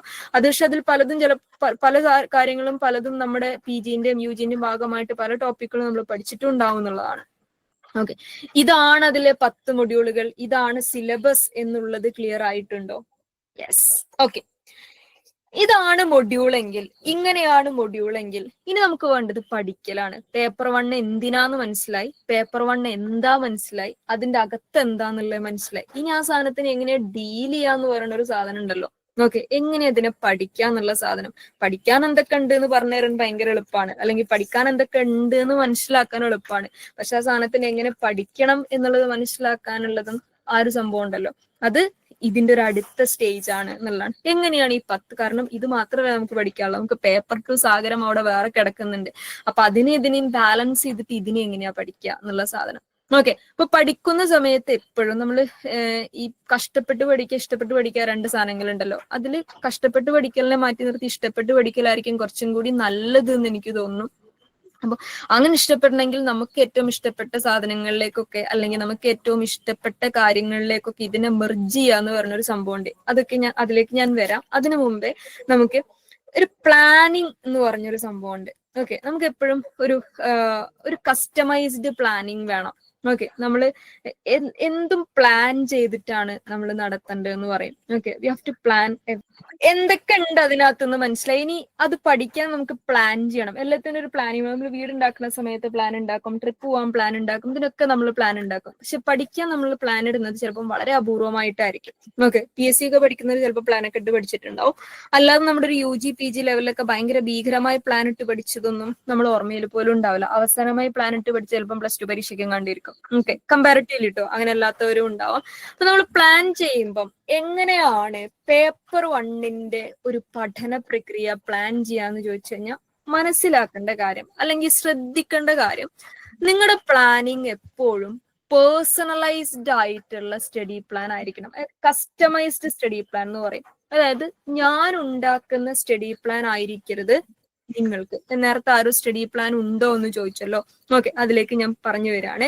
നമ്മൾ ഉണ്ടാക്കുന്ന സ്റ്റഡി പ്ലാൻ എപ്പോഴും നമുക്ക് വേണ്ടിയുള്ളതായിരിക്കണം. അതായത് എന്റെ സ്റ്റഡി പ്ലാൻ ഒരിക്കലും നിങ്ങൾക്ക് ചേരില്ല, നിങ്ങളുടെ സ്റ്റഡി പ്ലാൻ ഒരിക്കലും നിങ്ങളുടെ ഇരുന്ന് പഠിക്കുന്ന കുട്ടിക്ക് ചേരില്ല. വൈ എന്ന് ചോദിച്ചു കഴിഞ്ഞാൽ നമ്മളിൽ പലരും പല മേഖലയിൽ നിന്ന് വരുന്നവരാണ്. ഇൻ ദ സെൻസ് ചിലര് കുഞ്ഞു വാവകള് കുട്ടികളുള്ളവരായിരിക്കും, മറ്റ് പ്രാരാബ്ദങ്ങളുള്ളവരായിരിക്കും, ജോലി തിരക്കുള്ളവരായിരിക്കും, ചിലര് PG ഒക്കെ പഠിക്കുന്നവരായിരിക്കും, ചിലര് നെറ്റിന് വേണ്ടി മാത്രം ഒരു 6 മാസം ബ്രേക്ക് എടുത്തവരായിരിക്കും. എന്ന് പറഞ്ഞാൽ നമ്മളൊക്കെ പല മേഖലകളിലുള്ളവരാണ്. അപ്പൊ ഒരു കുഞ്ഞു വാവയം വെച്ച് പഠിക്കുന്ന ഒരാൾക്കും ഈ 6 മാസം നെറ്റിന് വേണ്ടി മാത്രം ഒഴിഞ്ഞു വെച്ചൊരു മനുഷ്യനും ഒരേ പ്ലാന് പോരാ. ഓക്കെ, അവരുടെ സമയം എവിടെയാണോ എങ്ങനെയാണോ അവൈലബിൾ അതിനനുസരിച്ച് അല്ലെ, കുഞ്ഞു വാവയൊക്കെ ഉള്ളവർക്ക് ആ കുട്ടി ഉറങ്ങുന്ന സമയത്തായിരിക്കും അവർക്ക് പ്ലാനിങ്, അവർക്ക് പഠിക്കാൻ കിട്ടുന്ന ഒരു ഗ്യാപ്പ് എന്ന് പറയുന്നത്. അതിനനുസരിച്ചായിരിക്കും അവരുടെ പ്ലാൻ ഉണ്ടാവുക. നേരെ മറിച്ച് 6 മാസവും നെറ്റിന് വേണ്ടി പഠിക്കാൻ വേണ്ടി ഒരു ഗ്യാപ്പ് എടുത്ത ഒരാളെ സംബന്ധിച്ച് 24 മണിക്കൂറും അവിടെ പരന്നു കിടക്കുകയാണ്. അയാളുടെ പ്ലാൻ അതിനനുസരിച്ചായിരിക്കും. ജോലിക്ക് പോകുന്ന ഒരാളെ സംബന്ധിച്ച് രാവിലെ തൊട്ട് വൈകുന്നേരം വരെ ചിലപ്പോൾ അയാൾക്ക് പഠിക്കാൻ ഒരു 5 മിനിറ്റ് പോലും കിട്ടുന്നുണ്ടാവില്ല. അയാളെ സംബന്ധിച്ച് ഏർലി മോർണിംഗോ ലേറ്റ് നൈറ്റോ ഒക്കെ ആയിരിക്കും അയാൾക്ക് കിട്ടുന്ന ഒരു സമയം എന്ന് പറയുന്നത്. ഓക്കെ, മറ്റു പ്രാരാബ്ദങ്ങളുള്ളവർ അവർക്ക് അതിനനുസരിച്ചിട്ടായിരിക്കും സമയം കിട്ടുക. അതുകൊണ്ട് തന്നെ പഠിക്കുന്ന പ്ലാൻ ഉണ്ടാക്കുക എന്ന് പറയുന്ന സമയത്ത് നിങ്ങളുടെ അവൈലബിലിറ്റി എങ്ങനെയാണ്, നിങ്ങൾ ഏത് സ്റ്റേജിലാണ് ലൈഫിൽ ഇപ്പൊ നിൽക്കുന്നത്, അതിനൊക്കെ കൺസിഡർ ചെയ്തുകൊണ്ട് നമ്മൾ കുറച്ചുകൂടി അഡൾട്ട് ലേണേഴ്സ് ആണെന്നുള്ളതുകൊണ്ട് തന്നെ നമുക്ക് നമ്മുടെ പേഴ്സണൽ ലൈഫും നമ്മുടെ അക്കാഡമിക് ലൈഫും ബാലൻസ് ചെയ്ത് കൊണ്ടുപോവുക എന്നുള്ളത് നിർബന്ധമാണെന്നുള്ളത് കൊണ്ടും നമ്മുടെ റെസ്പോൺസിബിലിറ്റി നമ്മുടെ ഡ്രീംസും ഒരേപോലെ ഇമ്പോർട്ടന്റ് ആണെന്നുള്ളത് കൊണ്ട് തന്നെ അതിന് രണ്ടിനും ക്ലാഷ് ഉണ്ടാവാത്ത രീതിയിൽ ഒരു പേഴ്സണലൈസ്ഡ് സ്റ്റഡി പ്ലാൻ നിങ്ങൾ സ്വയം ഉണ്ടാക്കണം എന്നുള്ളതാണ്. നിങ്ങൾ ഒറ്റയ്ക്ക് ഉണ്ടാക്കണം. ഓക്കെ, നിങ്ങൾക്ക് എപ്പോ പഠിക്കാൻ സമയം കിട്ടുമെന്ന് ചിലർക്ക് ഏർലി മോർണിംഗ് ആയിരിക്കും, ചിലർക്ക് ലേറ്റ് നൈറ്റ് ആയിരിക്കും, ചിലർക്ക് നട്ടുച്ചയ്ക്കായിരിക്കും, ചിലർക്ക് ഇതൊന്നും അല്ലാത്തൊരു സമയത്തായിരിക്കും, ചിലർക്ക് യാത്ര ചെയ്യണ സമയത്തായിരിക്കും. ബസ്സിലിരുന്ന് ഒരുപാട് ലോങ് യാത്രയൊക്കെ ചെയ്തിട്ട് പോകുന്ന ആളുകളാണെങ്കിൽ അവർക്ക് ആ സമയത്തായിരിക്കും. അപ്പൊ എപ്പോഴാണോ നിങ്ങൾക്ക് പഠിക്കാൻ എന്ന് പറഞ്ഞൊരു സമയം കിട്ടുന്നത്, ആ സമയത്തെ കണക്കിലെടുത്തുകൊണ്ടായിരിക്കണം നിങ്ങളുടെ സ്റ്റഡി പ്ലാൻ. അപ്പൊ ഈ സ്റ്റഡി പ്ലാൻ ഉണ്ടാക്കുക എന്ന് പറയുമ്പോൾ ഇറ്റ്സ് നോട്ട് ഈസി. ഓക്കെ, എങ്ങനെ ഈ പ്ലാൻ ഉണ്ടാക്കുക എന്നുള്ളത് അപ്പോഴും നിങ്ങളുടെ ചോദ്യം ബാക്കിയാണ്. അവിടെയാണ് നിങ്ങൾ മനസ്സിലാക്കേണ്ട ഒരു കാര്യം, count the days and create A realistic schedule എന്നുള്ള സാധനമാണ്. What about compare study? ഇതിലേക്ക് വരാം, കമ്പയർ സ്റ്റഡിയിലേക്കൊക്കെ വരാം. Count the days and create A realistic schedule എന്നുള്ള സാധനം നമ്മുടെ ഫോക്കസിന്റെ പ്ലാനിലേക്ക് നമ്മൾ ഇപ്പോഴും വന്നിട്ടില്ല. ഞാൻ എങ്ങനെ നിങ്ങൾ സ്വയം പ്രിപ്പയർ ചെയ്യണം എന്നാണ് പറഞ്ഞുകൊണ്ട് വരുന്നത്. Count the days and create A realistic schedule എന്ന് പറയുന്ന സാധനം. അതായത് ഇനി എത്ര ദിവസങ്ങൾ ഉണ്ട് എന്നുള്ളത് നമ്മൾ കൗണ്ട് ചെയ്യണം. അതായത് ഡിസംബറിലാണ് അടുത്ത എക്സാം നടക്കുക. ഡിസംബറിൽ എന്നാണ് എക്സാം നടക്കുക എന്നുള്ളതിനെ കുറിച്ച് NTA ഇതുവരെ പറഞ്ഞിട്ടില്ലാത്തത് കൊണ്ട് എനിക്കും നിങ്ങൾക്കും എക്സാം നടക്കുന്ന ദിവസം December 1 ആണ് അങ്ങ് സങ്കല്പിക്കാം. ഓക്കെ, എനിക്കും നിങ്ങൾക്കും NTA ഒരു ഡേറ്റ് ഡിക്ലെയർ ചെയ്യാത്ത ദിവസം വരെ നമ്മളെ സംബന്ധിച്ച് December 1 നെറ്റ് എക്സാം നടക്കും. ഇനി December 1 നെറ്റ് എക്സാം വന്നിട്ടില്ലെങ്കിൽ നമ്മളൊരു മോഡൽ എക്സാം അങ്ങ് നടത്തും എന്നങ്ങ് വിചാരിക്കല. നമ്മൾ നെറ്റ് എക്സാം നടത്തിയിട്ടില്ലെങ്കിൽ നമ്മളൊരു മോഡൽ എക്സാം നടത്തുകയും ചെയ്യും കേട്ടോ. December 1 എക്സാം ആണ് അങ്ങോട്ട് കരുതാം. ഓക്കെ, എന്ന് പറഞ്ഞാൽ December 1 വരെ നമ്മുടെ മുമ്പിൽ സമയമുണ്ട്. എന്ന് പറഞ്ഞാൽ ഇന്നിപ്പം ജൂലൈ 26 നമുക്ക് ജൂലൈ ഏകദേശം കഴിയാനായി. ഓഗസ്റ്റ്, സെപ്റ്റംബർ, ഒക്ടോബർ, നവംബർ, നമ്മുടെ മുമ്പിലുള്ളത് 4 മാസം. ഓക്കെ, 4 മാസം. 4 × 30 എത്ര ദിവസം ഉണ്ട് നോക്കാം. ഏകദേശം 120 ഡേയ്സോളം കിട്ടും. 125 ഒക്കെ കിട്ടും. ഓക്കെ, 125 ഡേയ്സ് കിട്ടും. കാരണം ഈ മാസത്തെ ദിവസങ്ങളും കൂടി ചേർത്ത് കഴിഞ്ഞാൽ 125 ദിവസങ്ങളാണ് ഇനി December 1 വരാനിരിക്കുന്ന നെറ്റ് എക്സാമിലേക്ക് 125 ദിവസങ്ങളാണുള്ളത്. ഈ 125 ദിവസങ്ങളിലേക്കുള്ള റിയലിസ്റ്റിക് ഷെഡ്യൂൾ എങ്ങനെ ഉണ്ടാക്കാം? But it must be realistic one. നിങ്ങൾക്ക് ഇംപ്ലിമെന്റ് ചെയ്യാൻ പറ്റുന്ന ഈ 125 ദിവസങ്ങളിലും 24 മണിക്കൂർ നമുക്ക് പഠിക്കാൻ പറ്റില്ല. ഓക്കെ, 24 മണിക്കൂറും പഠിക്കാനും പാടില്ല. 24 മണിക്കൂറും പഠിക്കുന്ന ഒരാളെ സംബന്ധിച്ച് അയാൾക്ക് എന്തോ തകരാറുണ്ട് എന്നാണ് അർത്ഥം. ഓക്കെ, നമുക്ക് 24 മണിക്കൂറും പഠിക്കലൊന്നും പോസിബിൾ അല്ല. നമുക്ക് പഠിക്കാൻ ഏറ്റവും ഇഷ്ടമുള്ള പറ്റുന്ന സമയത്ത് ഏറ്റവും പ്രൊഡക്റ്റീവായി പഠിക്കുക എന്നുള്ളതാണ്. അപ്പൊ ഇനി വരുന്ന 125 ദിവസങ്ങളിലേക്ക്, 125 നാളെ തൊട്ടുള്ള 125 ദിവസങ്ങൾ, ഇന്നിപ്പോ എന്തായാലും രാത്രി, നാളെ മുതലുള്ള ഒരു പ്ലാൻ നിങ്ങൾ നിർബന്ധമായി ഉണ്ടാക്കണം. നാളെ തൊട്ട് അടുത്ത 125 ദിവസത്തേക്ക് പേപ്പർ 1ഉം പേപ്പർ 2ഉം കവറപ്പ് ചെയ്യുന്ന രീതിയിൽ ഇത്ര ദിവസത്തിനുള്ളിൽ ഈ മൊഡ്യൂള്, ഇത്ര ദിവസത്തിനുള്ളിൽ ആ മൊഡ്യൂളിലെ ഈ ടോപ്പിക് എന്ന് പറഞ്ഞിട്ട് അതിലേത് സമയത്ത്, രാവിലെയാണോ രാത്രിയാണോ, എന്നെയൊക്കെ സംബന്ധിച്ച് ഞാൻ എങ്ങനെയാ പ്ലാൻ ഉണ്ടാക്കാന്ന് വെച്ചാൽ, ഞാനൊരു ഇപ്പൊ അടുത്ത ഡിസംബറിലേക്ക് ഞാൻ ഇന്നലെ ഒരു പ്ലാൻ ഉണ്ടാക്കി, സ്റ്റഡി പ്ലാൻ ഉണ്ടാക്കി. അത് ഞാൻ ഉണ്ടാക്കിയത് എങ്ങനെയാ വെച്ച് കഴിഞ്ഞാൽ അടുത്ത 4 മാസത്തേക്ക് ഡേറ്റ് ഇട്ടൊരു എക്സൽ ഷീറ്റ് ഉണ്ടാക്കും. ഓക്കെ, അതായത് ഇന്നത്തെ ഡേറ്റ് 26/7 മുതൽ November 30 ലാസ്റ്റ് ഡേ വരെയുള്ള ഒരു എക്സൽ ഷീറ്റ് ഉണ്ടാക്കും.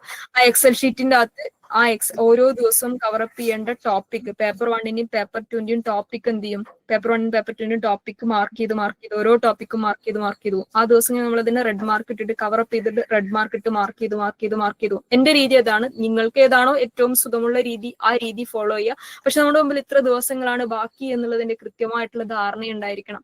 ആ ധാരണയ്ക്കകത്ത് നിന്നുകൊണ്ട് നിങ്ങളുടെ കസ്റ്റമൈസ്ഡ് ആയിട്ടുള്ള പേഴ്സണലൈസ്ഡ് പ്ലാൻ ഉണ്ടാക്കുക. ആ പ്ലാൻ ഉണ്ടാക്കുമ്പോൾ ശ്രദ്ധിക്കേണ്ട കാര്യം, ഓരോ ടോപ്പിക്കിനും പേപ്പർ 1 ആയിക്കോട്ടെ പേപ്പർ 2 ആയിക്കോട്ടെ, നമ്മൾ പേപ്പർ 1 കുറിച്ചാണ് ആധികാരികമായിട്ട് സംസാരിക്കുന്നത് എന്നുള്ളത് കൊണ്ട് തന്നെ പേപ്പർ 1 ഓരോ ടോപ്പിക്കും പേപ്പർ 1 ഓരോ ടോപ്പിക്കും ഓരോ മൊഡ്യൂളിനും സഫീഷ്യന്റ് ആയിട്ടുള്ള ടൈം, അതായത് ഈക്വൽ ടൈം എന്നല്ല ഞാൻ പറയുന്നത്, സഫീഷ്യന്റ് ടൈം എന്നാണ്. എന്ന് പറഞ്ഞാൽ നിങ്ങൾക്ക് ചിലപ്പോൾ പേപ്പർ 1 10 മൊഡ്യൂളുകളും ഒരുപോലെ ടഫ് ആയിരിക്കില്ല, ഒരുപോലെ ഈസി ആയിക്കൊള്ളണം എന്നുമില്ല. മാത്സ് ചിലപ്പോൾ നിങ്ങൾക്ക് കുറച്ച് ടഫ് ആയിരിക്കും, ഭയങ്കര ടഫ് ആയിരിക്കും. കമ്മ്യൂണിക്കേഷൻ നിങ്ങൾക്ക് ഭയങ്കര ഈസി ആയിരിക്കും. അങ്ങനെയാണെങ്കിൽ കമ്മ്യൂണിക്കേഷന് വളരെ കുറച്ച് ദിവസങ്ങൾ മാത്രം, കുറച്ച് സമയം മാത്രം അലോക്കേറ്റ് ചെയ്യുക, ജസ്റ്റ് റിവൈസ് ചെയ്യാനുള്ള സമയം മാത്രം അലോക്കേറ്റ് ചെയ്യുക. ഏറ്റവും കൂടുതൽ ടഫ്നെസ് തോന്നുന്ന ടോപ്പിക്കിന് കുറച്ചധികം ദിവസങ്ങൾ അലോക്കേറ്റ് ചെയ്യുക. അങ്ങനെ എന്ത് ചെയ്യുക, അങ്ങനെ സഫീഷ്യന്റ് ആയിട്ടുള്ള ടൈം, ഈക്വൽ ടൈം അല്ല, സഫീഷ്യന്റ് ആയിട്ടുള്ള ടൈം ഓരോ മൊഡ്യൂളിനും അലോക്കേറ്റ് ചെയ്തിട്ട് വേണം സ്റ്റഡി പ്ലാൻ ഉണ്ടാക്കാൻ. അതിനു മുമ്പേ നിങ്ങളുടെ സ്ട്രെങ്ത് ആൻഡ് വീക്ക്നെസ് നിങ്ങൾ ഐഡന്റിഫൈ ചെയ്യണം. എന്ന് പറഞ്ഞു കഴിഞ്ഞാൽ നിങ്ങൾക്ക് ഏറ്റവും ടഫ് ഉള്ളത് ഏത് മൊഡ്യൂൾ ആണെന്നും നിങ്ങൾക്ക് ഏറ്റവും ഈസി, നിങ്ങൾ സ്ട്രെങ്ത് ഉള്ള ഏരിയ ഏതാണെന്ന് നിങ്ങൾ ആദ്യം ഐഡന്റിഫൈ ചെയ്യണം. അതിൽ ഏറ്റവും ഈസി എന്ന് നിങ്ങൾക്ക് ഫീൽ ചെയ്യുന്ന ടോപ്പിക്കിന് കുറച്ച് സമയവും ഏറ്റവും ടഫ് എന്ന് നിങ്ങൾക്ക് ഫീൽ ചെയ്യുന്നതിന് കുറച്ചധികം സമയവും കൊടുത്തുകൊണ്ടാണ് നിങ്ങൾ ഈ 125 ദിവസത്തേക്കുള്ള ഷെഡ്യൂൾ ഉണ്ടാക്കേണ്ടത്. അവിടെ തന്നെ ഉറപ്പുവരുത്തണം 10 മൊഡ്യൂളും ഞാൻ കവർ ചെയ്യുന്നുണ്ട്, കംപ്ലീറ്റ് സിലബസ് ഞാൻ കവർ ചെയ്യുന്നുണ്ട് എന്ന് നിങ്ങൾ ഉറപ്പുവരുത്തൽ നിർബന്ധമാണ്. അതിൽ തന്നെ നമ്മൾ പഠിക്കുന്ന സമയം അത് എഫിഷ്യന്റ് ആയിട്ടും പ്രൊഡക്റ്റീവായിട്ടും, ചിലപ്പോൾ നിങ്ങൾക്ക് 5 മിനിറ്റ്, നിങ്ങൾ ഒരിക്കലും ഇപ്പം 24 മണിക്കൂറും പഠിക്കാൻ പറ്റുക എന്നുള്ളതാണ് ഏറ്റവും ദ ബെസ്റ്റ് വേ. പക്ഷെ അത് പോസിബിൾ അല്ല. 3 മണിക്കൂർ നിങ്ങളുടെ കൂട്ടത്തിലുള്ള ഒരാൾ 3 മണിക്കൂർ ഇരുന്ന് പഠിക്കുന്നുണ്ട് വിചാരിക്കാം, നിങ്ങൾക്ക് ആ 3 മണിക്കൂർ കിട്ടുന്നില്ല, 5 മിനിറ്റ് 10 മിനിറ്റ് നിങ്ങൾക്ക് കിട്ടുന്നുള്ളൂ. നിങ്ങളുടെ പ്രശ്നങ്ങൾക്കിടയിൽ നിങ്ങൾക്ക് ആകെ you will get hardly 10 minutes എന്നൊക്കെയാണ് നിങ്ങൾക്ക് കിട്ടുന്നതെങ്കിൽ ആ 10 മിനിറ്റ് പ്രൊഡക്റ്റീവായിട്ട് പഠിക്കാം. നിങ്ങളുടെ 10 മിനിറ്റിന് ഒരിക്കലും നിങ്ങളുടെ അപ്പുറത്തിരിക്കുന്ന ആളുടെ 3 മണിക്കൂറുമായിട്ട് കമ്പയർ ചെയ്യാൻ പാടില്ല. കാരണം അയാൾക്ക് 3 മണിക്കൂർ വേണം, അയാൾക്ക് 3 മണിക്കൂർ ഉണ്ടെങ്കിലേ പഠിക്കാൻ പറ്റൂ, അല്ലെങ്കിൽ അയാളുടെ ബ്രെയിൻ സിസ്റ്റം 3 മണിക്കൂർ ഇരുന്ന് പഠിച്ചാൽ മാത്രം മനസ്സിലാവുന്ന ബ്രെയിൻ സിസ്റ്റമാണ്. അതുകൊണ്ടാണ് പഠിച്ചവൻ അയാൾക്ക് 3 മണിക്കൂർ കൊടുത്തത്. നിങ്ങൾക്ക് 10 മിനിറ്റ് മതി എന്നുള്ളതുകൊണ്ടാണ് പഠിച്ചവൻ നിങ്ങൾക്ക് 10 മിനിറ്റ് മാത്രം വെച്ച് നിർത്തുന്നത്. ആ 10 മിനിറ്റ് നിങ്ങൾ എന്ത് ചെയ്യണം, ആ 10 മിനിറ്റ് നിങ്ങൾ പ്രൊഡക്റ്റീവായിട്ട്, ആ 10 മിനിറ്റ് അകത്ത് നിങ്ങൾ ഒരു ചോദ്യം മാത്രമേ പഠിക്കുന്നുണ്ടെങ്കിൽ ആ പഠിക്കുന്ന ഒരു ചോദ്യം വൃത്തിക്ക് പഠിക്കുക. ആ ഒരൊറ്റ ചോദ്യം എങ്ങനെ തലകുത്തനെ ചോദിച്ചാലും ഉത്തരം എഴുതാൻ പറ്റുന്ന സാധനത്തിലേക്ക് ആ ഒരു ചോദ്യത്തെ നിങ്ങൾ പഠിക്കുക എന്നുള്ളതാണ്. ഏറ്റവും ഈസി ആയിട്ട് നിങ്ങൾക്ക് കിട്ടുന്ന, നിങ്ങൾക്ക് അവൈലബിൾ ആയിട്ടുള്ള സമയത്ത് നിങ്ങൾ പഠിക്കുന്ന സാധനം ഏറ്റവും പ്രൊഡക്റ്റീവായിട്ട് പഠിക്കുക, ഏറ്റവും എഫിഷ്യന്റ് ആയിട്ട് പഠിക്കുക. അതിന്റെ നമ്പർ ഓഫ് ക്വസ്റ്റ്യൻസ് കൂട്ടുന്നതോ അല്ലെങ്കിൽ ഒരുപാട് പഠിക്കുന്നതോ എന്നുള്ളതിലപ്പുറത്തേക്ക് പഠിക്കുന്നത് വൃത്തിയായിട്ട് പഠിക്കുക. അതിൽ നിന്ന് എങ്ങനെ ചോദ്യം വന്നാലും നിങ്ങൾക്ക് തെറ്റില്ല എന്ന് നിങ്ങൾ ഉറപ്പുവരുത്തുക. അതുകൊണ്ട് അപ്പുറത്തുള്ള ആളെ 3 മണിക്കൂറിലേക്ക് നിങ്ങളുടെ 10 മിനിറ്റിനെ നിങ്ങൾ ഒരു കാലത്തും കമ്പയർ ചെയ്യരുത്. അത് എന്തായാലും ഡിഫറെന്റ് ആണ് എന്നുള്ളത് മനസ്സിലാക്കാം. ഇങ്ങനെയാണ് നിങ്ങൾ സ്വയം സ്റ്റഡി പ്ലാൻ ഉണ്ടാക്കുന്ന സമയത്ത് പ്ലാൻ ചെയ്യേണ്ടത്. ഇനി നമ്മൾ ഫോക്കസിന്റെ ഭാഗത്തുനിന്ന് ഒരു പ്ലാൻ എന്ന് പറയുന്ന സമയത്ത് കൃത്യമായിട്ട് ഓരോ ദിവസവും ക്ലാസ്സുകൾ, ഏത് ക്ലാസ് കാണണം, ഏതൊക്കെ ദിവസങ്ങളിൽ ഏതൊക്കെ ക്ലാസ്സിന്റെ ലൈവ് ഉണ്ടാകും എന്നുള്ള സാധനങ്ങളൊക്കെ ഞങ്ങൾ നിങ്ങൾക്ക് പ്ലാനിങ് തരും. അപ്പൊ നേരത്തെ തന്നെ പറയും. അപ്പം അതിനനുസരിച്ച് നിങ്ങൾക്ക് ഞങ്ങളുടെ കൂടെ ഓടാം. നിങ്ങൾക്ക് സ്വന്തമായി പ്ലാൻ ഉണ്ടാക്കിയിട്ട് അതിന്റെ കൂടെ ഓടിയിട്ട് ഞങ്ങളെ ഫെസിലിറ്റേറ്റർ ആയിട്ട് കാണാം. അതല്ലാതെ സ്വന്തമായിട്ട് പ്ലാൻ ഉണ്ടാക്കാനൊന്നും വയ്യ, അല്ലെങ്കിൽ അതിനാവില്ല, അല്ലെങ്കിൽ അതിന് പറ്റുന്നില്ല എന്നുള്ള ആളുകളാണെങ്കിൽ just go with our plan. ഞങ്ങളുടെ പ്ലാനിനനുസരിച്ച് ഞങ്ങൾ തരുന്ന മൊഡ്യൂളുകൾ, ഞങ്ങൾ തരുന്ന ടോപ്പിക്കുകൾ, ഞങ്ങൾ കാണാൻ പറയുന്ന ക്ലാസ്സുകൾ അതിനെ കൃത്യമായിട്ട് ഫോളോ ചെയ്യാം. ഒരു തരത്തിലും വിട്ടുവീഴ്ചയില്ലാതെ, കോംപ്രമൈസ് ഇല്ലാതെ അതിനെ കൃത്യമായിട്ട് ഫോളോ ചെയ്യുക എന്നുള്ളതാണ് അങ്ങനെ പ്ലാൻ ഉണ്ടാക്കാൻ ബുദ്ധിമുട്ടുള്ള ആളുകളെ സംബന്ധിച്ച് നിങ്ങൾ ചെയ്യേണ്ട ഒരു കാര്യം. കാരണം നമ്മളെല്ലാം കവർ ചെയ്യും. നമ്മളെവിടെയും ബ്രേക്ക് ഉണ്ടാവില്ല. നമ്മൾ മൊത്തം സിലബസ് കവർ ചെയ്തുകൊണ്ടുള്ള ക്ലാസ്സുകളായിരിക്കും. അതുകൊണ്ട് തന്നെ നിങ്ങൾക്ക് എന്ത് ചെയ്യാം, അതിന്റെ കൂടെ ഓടാവുന്നതാണ് എന്നുള്ളത് മനസ്സിലാക്കാം. അതാണ് പ്ലാനിങ്ങിനെ കുറിച്ച് പറയാനുള്ളത്. ഇത്രയും പറഞ്ഞത് ഓക്കെ ആണോ?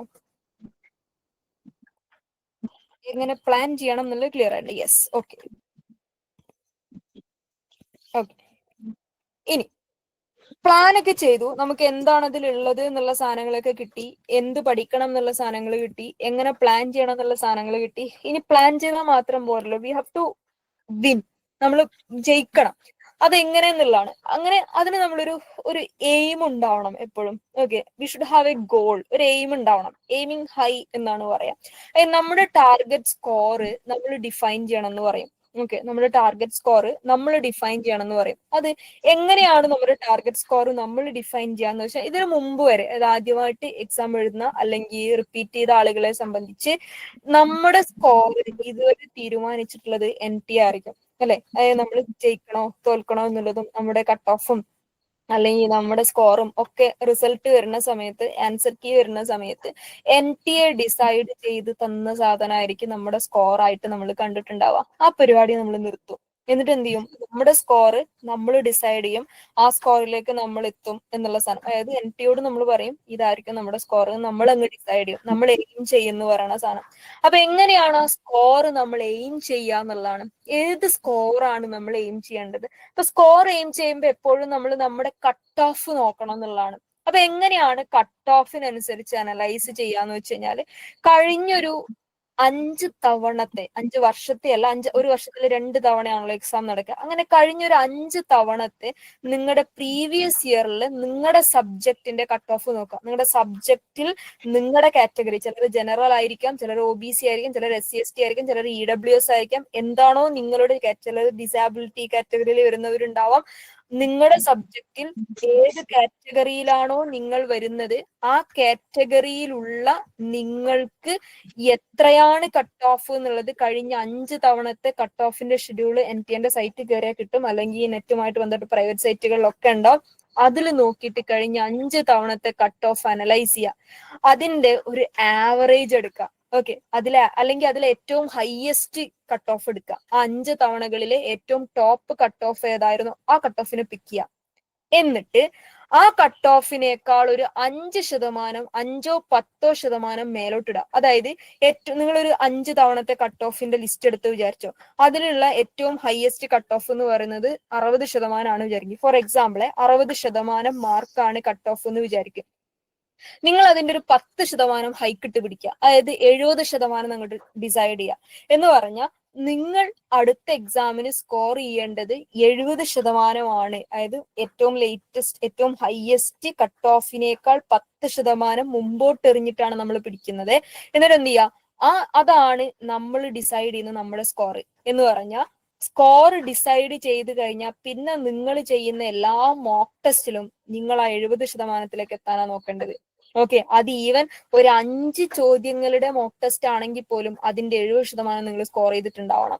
ഓക്കെ, ഏത് മോക്ക് ടെസ്റ്റ് ആയാലും, 5 ചോദ്യങ്ങളിലെ മോക്ക് ടെസ്റ്റ് ആയാലും, 10 ചോദ്യങ്ങളിലെ മോക്ക് ടെസ്റ്റ് ആയാലും, കാറ്റഗറൈസ്ഡ് മോക്ക് ടെസ്റ്റ് ആയാലും, മെഗാ മോക്ക് ആയാലും, ലാസ്റ്റ് December 1 നമ്മൾ നടക്കുന്ന മോഡൽ എക്സാം ആയാലും, whatever it is, your score must be 70% or 70% above. നമ്മുടെ സ്കോർ അതായിരിക്കണം, നമ്മൾ അങ്ങ് ഡിസൈഡ് ചെയ്യാം. ഓക്കെ, നമ്മുടെ ടാർഗറ്റ് നമ്മൾ ഡിഫൈൻ ചെയ്യുന്നു. അതൊരു റിയലിസ്റ്റിക് സ്കോറിംഗ് ആയിരിക്കണം എന്നുള്ളത്, റിയലിസ്റ്റിക് ഗോൾ ആയിരിക്കണം. അതായത് ആ ഒരു കട്ട് ഓഫിനേക്കാൾ 10% ഹൈക്ക് ഇട്ടിട്ട്. എന്ന് പറഞ്ഞാൽ 10% ഒന്നും ഒരിക്കലും കട്ട് ഓഫ് ഹൈക്ക് ഉണ്ടാവില്ല അടുത്ത തവണത്തേക്ക്. അത്ര ഹൈക്കൊന്നും ശതമാനത്തിന് ഉണ്ടാവില്ല. ഒരു 5% കൂടുള്ളൂ, അല്ലെങ്കിൽ 5% കുറയാനുള്ള സാധ്യതയുണ്ട്. അതുകൊണ്ട് തന്നെ എന്ത് ചെയ്യണം, ഈ 10% ഹൈക്ക് ഇട്ട് പിടിക്കുക എന്ന് പറയുന്നത് നമ്മളൊരു സേഫ് സോൺ ആണ്. ഓക്കെ, അങ്ങനെ ഒരു 10% ഹൈക്ക് ഇട്ടിട്ടാണ് നിങ്ങളുടെ പേപ്പർ ഏതാണോ, നിങ്ങളുടെ കാറ്റഗറി ഏതാണോ, അതിന്റെ കട്ട് ഓഫിനേക്കാൾ ഹൈക്ക് ഇട്ടിട്ട് പിടിക്കുക. എന്നിട്ട് എപ്പോ മോക്ക് ടെസ്റ്റ് ചെയ്യുമ്പോഴും ആ സ്കോറാണ് നിങ്ങൾ അച്ചീവ് ചെയ്യണമെന്ന് ഉറപ്പുവരുത്തുക. അപ്പൊ ആദ്യമൊക്കെ നമ്മൾ പ്രിപ്പറേഷന്റെ തുടക്കത്തിലൊക്കെ ആദ്യത്തെ മോക്ക് ടെസ്റ്റുകളൊക്കെ ചെയ്യുന്ന സമയത്ത് ചിലപ്പോൾ 0 ഒക്കെ ആയിരിക്കും നമുക്ക് കിട്ടുക. 0-ൽ 0 മാർക്കൊക്കെ, 0% ഒക്കെ ആയിരിക്കും നമ്മളെ മാർക്ക് ഉണ്ടാവുക. പക്ഷെ അവിടെ ഒന്നും നമ്മൾ എന്ത് ചെയ്യരുത്, തളരാൻ പാടില്ല. അടുത്ത മോക്ക് ടെസ്റ്റ് ചെയ്യണ സമയത്ത് ഒരു പടി നമ്മൾ മേലെ കയറി ഉണ്ടാവണം. അതായത് ഒരു 5% ആയിട്ടുണ്ട്. 0 കിട്ടിയെന്താ, നമുക്ക് 5 മാർക്കെങ്കിലും കിട്ടിയിട്ടുണ്ടായിരിക്കണം. എപ്പോഴും നമ്മൾ മോക്ക് ടെസ്റ്റുകൾ ചെയ്യുമ്പോൾ നമ്മുടെ സ്കോർ എപ്പോഴും മേലോട്ടേ പോകാൻ പാടുള്ളൂ, താഴോട്ട് പോകാൻ പാടില്ല. താഴോട്ട് പോയാൽ ആ മോക്ക് ടെസ്റ്റിലുള്ള ചോദ്യങ്ങളെ നിങ്ങൾ പിന്നെയും പഠിക്കണം. എന്നിട്ട് വീണ്ടും ആ മോക്ക് ടെസ്റ്റ് ചെയ്യണം. എന്നിട്ട് അത് കൂടുന്നുണ്ടെന്ന് ഉറപ്പുവരുത്തണം. എപ്പോഴും നമ്മൾ തൊട്ട് മുമ്പ് ചെയ്ത മോക്ക് ടെസ്റ്റിന്റെ ഹൈക്കിലാണ് നമുക്ക് പുതിയ മോക്ക് ടെസ്റ്റിൽ കിട്ടുന്നതെന്ന് ഉറപ്പുവരുത്തുകയും അത് 70% വരെ ആവുന്നുണ്ട്. നമ്മളൊരു 4 മാസത്തെ സമയം പറഞ്ഞല്ലോ, നമ്മളൊരു 120 ദിവസം പറഞ്ഞു. അത് 2 മാസമൊക്കെ ആവണ സമയത്ത് നിങ്ങൾ ഉറപ്പുവരുത്തണം 70% നിങ്ങൾക്ക് കിട്ടുന്നുണ്ട് എന്നുള്ളത്. ഇല്ലെങ്കിൽ നിങ്ങൾക്ക് എവിടെയോ പഠനം പാളിയിട്ടുണ്ട് എന്നുള്ളതാണ്. ആദ്യത്തെ 2 മാസം വരെ നമുക്ക് 70% കിട്ടിയെന്ന് വരില്ല. പക്ഷെ അപ്പോഴും ആദ്യത്തെ 2 മാസങ്ങളിൽ നിങ്ങൾ ഉറപ്പുവരുത്തേണ്ട ഒരു കാര്യമുണ്ട്, തൊട്ട് തലേ ദിവസം ചെയ്ത മോക്ക് ടെസ്റ്റിനേക്കാൾ 1 മാർക്കെങ്കിലും എനിക്ക് കൂടുതൽ കിട്ടിയിട്ടുണ്ടെന്ന് ഉറപ്പുവരുത്താം. 2 മാസം കഴിയുമ്പോൾ ഉറപ്പുവരുത്തേണ്ട കാര്യം എന്താ, അടുത്ത 2 മാസത്തിനുള്ളിൽ എക്സാം വരെ ഞാൻ ചെയ്യുന്ന മോക്ക് ടെസ്റ്റുകളിലൊക്കെ 70% മാർക്ക് എനിക്ക് കിട്ടുന്നുണ്ട് എന്ന് ഉറപ്പുവരുത്താം. ഇങ്ങനൊരു സ്കോർ ടാർഗറ്റ് ചെയ്തുകൊണ്ട് ഒരു എയിം വെച്ചുകൊണ്ടായിരിക്കണം എന്ത് ചെയ്യേണ്ടത്, പ്രിപ്പറേഷൻ പ്ലാനിനനുസരിച്ച്, പ്ലാനിങ് അപ്പുറണ്ട്, അതിനനുസരിച്ച് മുമ്പോട്ട് കൊണ്ടുപോകേണ്ടത്. അടുത്ത 4 മാസത്തേക്ക് പ്ലാനിങ്ങിൽ എന്തുണ്ടാവാൻ പാടില്ല, കോംപ്രമൈസ് ഉണ്ടാവാൻ പാടില്ല. കോംപ്രമൈസ് ഉണ്ടായി കഴിഞ്ഞാൽ മടിയൻ അവസാനം മല പോലും ചുമക്കാൻ പറ്റാണ്ടാവും. കാരണം അത്രയും ഇങ്ങനെ കൂടി കൂടി കൂടി കൂടി വരും. പേപ്പർ 1 മാത്രമല്ല, പേപ്പർ 2 ഉണ്ടല്ലോ അപ്പുറത്ത് പഠിക്കാൻ. അതുകൊണ്ട് ഇന്ന് കംപ്ലീറ്റ് ചെയ്യും എന്ന് പറഞ്ഞ സാധനം ഇന്ന് തന്നെ കംപ്ലീറ്റ് ചെയ്യാം. അങ്ങനെ കംപ്ലീറ്റ് ചെയ്യാൻ പറ്റുന്ന സാധനങ്ങളെ നമ്മൾ അസൈൻ ചെയ്ത ഒരു ദിവസത്തെ പ്ലാനിൽ ഇടാൻ പാടുള്ളൂ. എനിക്ക് പറ്റുന്നതേ ഞാൻ എന്റെ പ്ലാനിൽ ഇടാൻ പാടുള്ളൂ. നിങ്ങൾക്ക് പറ്റുന്നതേ നിങ്ങളുടെ പ്ലാൻ ഉണ്ടാക്കാൻ പാടുള്ളൂ. ഇനി അടുത്തൊരു 4 മാസത്തേക്ക് രാവിലെ കുറച്ച് ഒരു മണിക്കൂർ നേരത്തെ നീക്കേണ്ടി വന്നാലും 1 മണിക്കൂർ വൈകി കിടക്കേണ്ടി വന്നാലും അത് വേർത്തായിരിക്കും എന്നുള്ളതാണ്. 4 മാസത്തേക്കല്ലേ, പക്ഷെ അത് കഴിഞ്ഞ് വരുന്ന റിസൾട്ട് വിൽ ബി ഭയങ്കര സംഭവമായിരിക്കല്ലോ. അങ്ങനെ ആലോചിക്കാം. ഓക്കെ, അപ്പൊ ഇന്നിപ്പം ലേറ്റായി, നാളെ രാവിലെ എണീക്കുമ്പോൾ ഒരു സ്കോറുമായിട്ട് ഒരു സ്കോർ ടാർഗറ്റ് ഉറപ്പിക്കാനുള്ള പരിപാടികൾ നിങ്ങൾ നാളെ നോക്കിയിട്ടുണ്ടായിരിക്കണം. നാളെ പ്ലാൻ ഉണ്ടാക്കാൻ വേണ്ടി സമയം എടുത്തോളൂ. മറ്റന്നാൾ മുതൽ ഡെഫിനറ്റ്ലി നിങ്ങൾ നിങ്ങളുടെ പ്രിപ്പറേഷൻ സ്റ്റേജിലേക്ക് കടന്നിരിക്കണം എന്നുള്ളത് നിർബന്ധമാണ്. ഓക്കെ, ഇനി നമ്മള് എയിം ഒക്കെ വെച്ചു, പേപ്പർ 1 എന്താന്നുള്ളതെന്ന് അറിഞ്ഞു, പ്ലാൻ ഒക്കെ ഉണ്ടാക്കി, ടാർഗറ്റ് ഒക്കെ ഉണ്ടാക്കി, ഇനി പഠിക്കണല്ലോ. ഇപ്പൊ പഠിക്കുന്ന സമയത്ത് പേപ്പർ 1 സംബന്ധിച്ച് എപ്പോഴും നമ്മുടെ ഒരു സീക്രട്ട് വെപ്പൺ കീ എന്ന് പറയുന്നത് പ്രീവിയസ് ഇയർ ക്വസ്റ്റ്യൻ ആണ്. PYQ എന്ന് പറയും, പ്രീവിയസ് ഇയർ ക്വസ്റ്റ്യൻ. ഈ പ്രീവിയസ് ഇയർ ക്വസ്റ്റ്യൻ അതിന്റെ ഒരു പ്രത്യേകത, നമ്മൾ എപ്പോഴും പേപ്പർ 1 പഠിക്കുന്ന സമയത്ത് സിലബസ് ഒറ്റ തവണയെ കേൾക്കാൻ പാടുള്ളൂ. ഓക്കെ, സിലബസ് ക്ലാസ്സുകൾ വൺസ് ഒറ്റ തവണ കേൾക്കാനുള്ളതാണ് ഈ സിലബസ് ക്ലാസ്സുകൾ. ചില സിനിമകൾ ഒറ്റ തവണ കാണാൻ മാത്രമുള്ള സിനിമയാണ്, പിന്നെ കാണുമ്പോൾ അത് ബോറടിക്കുന്നു പറയാറില്ലേ, അതേപോലെ സിലബസ് ക്ലാസ്സുകൾ ഒറ്റ തവണയെ കേൾക്കാൻ പാടുള്ളൂ. ഓരോ മൊഡ്യൂളിനും സിലബസ് ഒറ്റ തവണ. പിന്നെ നമുക്ക് സംശയം വരികയാണെങ്കിൽ ഓടിച്ചിട്ടിട്ട് ആ ഭാഗം മാത്രം കേൾക്കാനുള്ള പരിപാടിയെ പാടുള്ളൂ. സിലബസ് ഒറ്റ സ്ട്രക്ചറിൽ കാണേണ്ടത് ഒറ്റ തവണയാണ്. പിന്നെ സിലബസിലേക്ക് തിരിച്ചു വരരുത്. സംശയം ഉണ്ടെങ്കിൽ ആ ഭാഗം മാത്രം പ്ലേ ചെയ്ത് കാണുക എന്നുള്ള പരിപാടി സിലബസിൽ പിന്നെ നടക്കാൻ പാടും. കാരണം സിലബസ് ആ മൊഡ്യൂളിൻ്റെ അകത്ത് എന്തുണ്ട് എന്നറിയാനും എന്തൊക്കെ ടോപ്പിക്കുകൾ സംസാരിക്കുന്നുണ്ട് അത് എന്നറിയാനുള്ള സാധനം മാത്രമാണ്. ചോദ്യങ്ങൾ അതിൻ്റെ അകത്ത് നിന്ന് ഡയറക്റ്റ് ആയിട്ട് ചോദിക്കുന്ന പരിപാടി നിർത്തിയിട്ടുണ്ട്. ആ ടോപ്പിക്കിന് ഇൻഡയറക്റ്റ് ആയിട്ടാണ് ചോദ്യങ്ങൾ എനിക്ക് ചോദിക്കുന്നത്. അപ്പൊ സിലബസ് ഇതാണ്, കാര്യം ഇതാണെന്ന് മനസ്സിലാക്കാൻ വേണ്ടി മാത്രമാണ് സിലബസ് ഉള്ളത്. പിന്നെ നമ്മൾ മൊത്തം എങ്ങോട്ട് മാറണം, പ്രീവിയസ് ഇയർ ക്വസ്റ്റ്യൻസ് സോൾവ് ചെയ്യുന്നതിലേക്ക് മാറണം. Maximum previous year questions practice ചെയ്താൽ മാത്രമേ പേപ്പർ 1 പാറ്റേണും പേപ്പർ 1 ടോപ്പിക്കുകളും നമ്മുടെ കയ്യിലാവുള്ളൂ.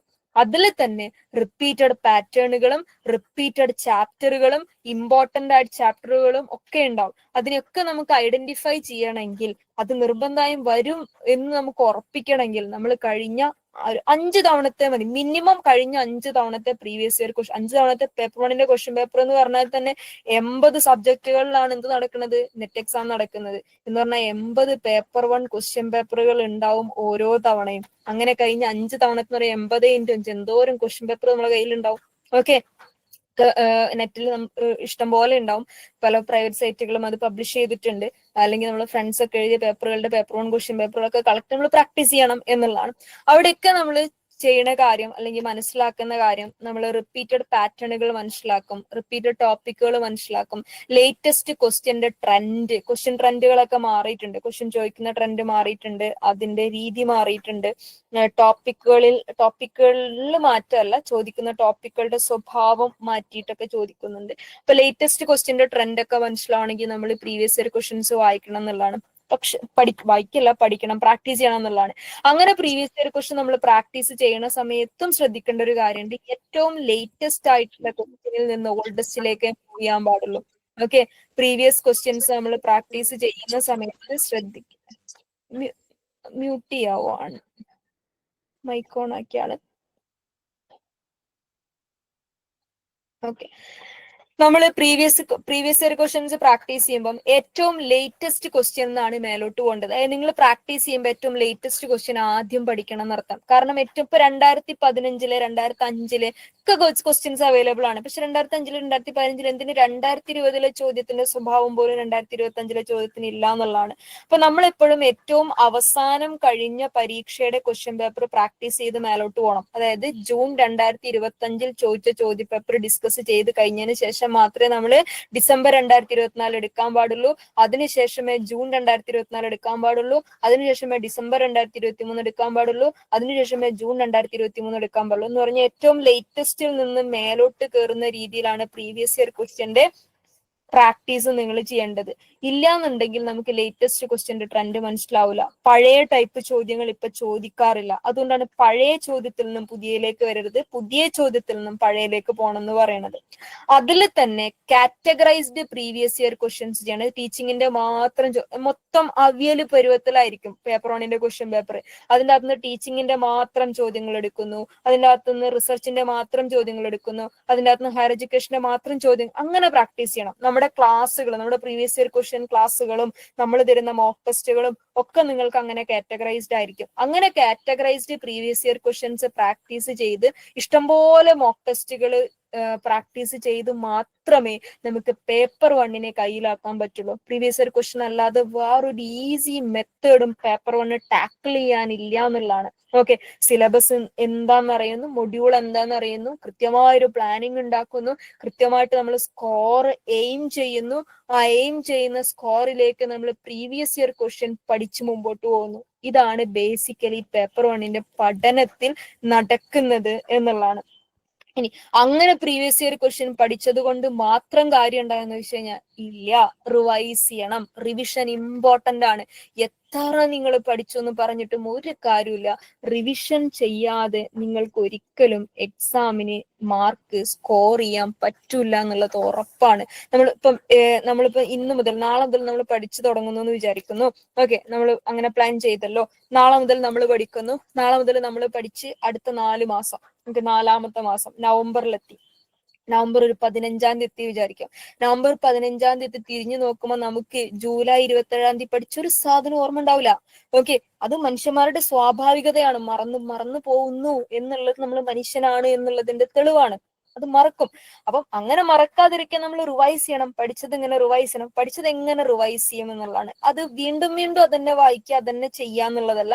ജസ്റ്റ് മറച്ചു വെക്കാം. ഓക്കെ, ഇതെനിക്കറിയാം, ഇതെനിക്ക് ഓർമ്മ, ഇതാണ്. അങ്ങനെ ജസ്റ്റ് മറച്ചു നോക്കിയിട്ട് ഇങ്ങനെ സ്ക്രോൾ ചെയ്തിട്ട് ഇതെനിക്കറിയാം, ഇതെനിക്കറിയാം, അങ്ങനെ ഓർമ്മയിലുണ്ട്, ഫെമിലിയർ ആണ് എന്നുള്ള സാധനം ഉണ്ടല്ലോ, അതാണ് റിവിഷൻ. അത് നിങ്ങൾക്ക് ഡെയിലി ചെയ്യാം. ഇന്ന് പഠിച്ച സാധനങ്ങൾ ഇന്ന് രാത്രി കിടക്കുന്നതിന് മുമ്പ് ജസ്റ്റ് ഓക്കെ, ഇതെനിക്ക് ഓർമ്മയുണ്ട്, ഞാൻ പഠിച്ചതാണ്, ഓക്കെ എനിക്കറിയാം, അറിയുന്നുണ്ടോ, ഫെമിലിയർ ആണോ, എനിക്ക് അതിന് ഒറ്റയ്ക്ക് ഇരുന്ന് ഡിഫൈൻ ചെയ്യാൻ പറ്റുന്നുണ്ടോ, ഇതാണ് ചെക്ക് ചെയ്യുന്നത് റിവിഷന്റെ അകത്ത്. അത് നിങ്ങൾക്ക് ഡെയിലി ചെയ്യാം, ആഴ്ചയിൽ ചെയ്യാം, അല്ലെങ്കിൽ ഒരു സ്പെസിഫിക് ടോപ്പിക് കംപ്ലീറ്റ് ചെയ്തതിനു ശേഷം ടീച്ചിങ്ങിൽ ഒരു പ്രത്യേക ടോപ്പിക്, അത് ടീച്ചിങ് മൊത്തം കംപ്ലീറ്റ് ചെയ്തിട്ട് ടീച്ചിങ് റിവൈസ് ചെയ്യലല്ല, ടീച്ചിങ്ങിൽ തന്നെ പല സബ് ടോപ്പിക്കുകൾ ഉണ്ടാവില്ല, ആ ടോപ്പിക് കംപ്ലീറ്റ് ചെയ്തതിനു ശേഷം റിവൈസ് ചെയ്യുന്നു.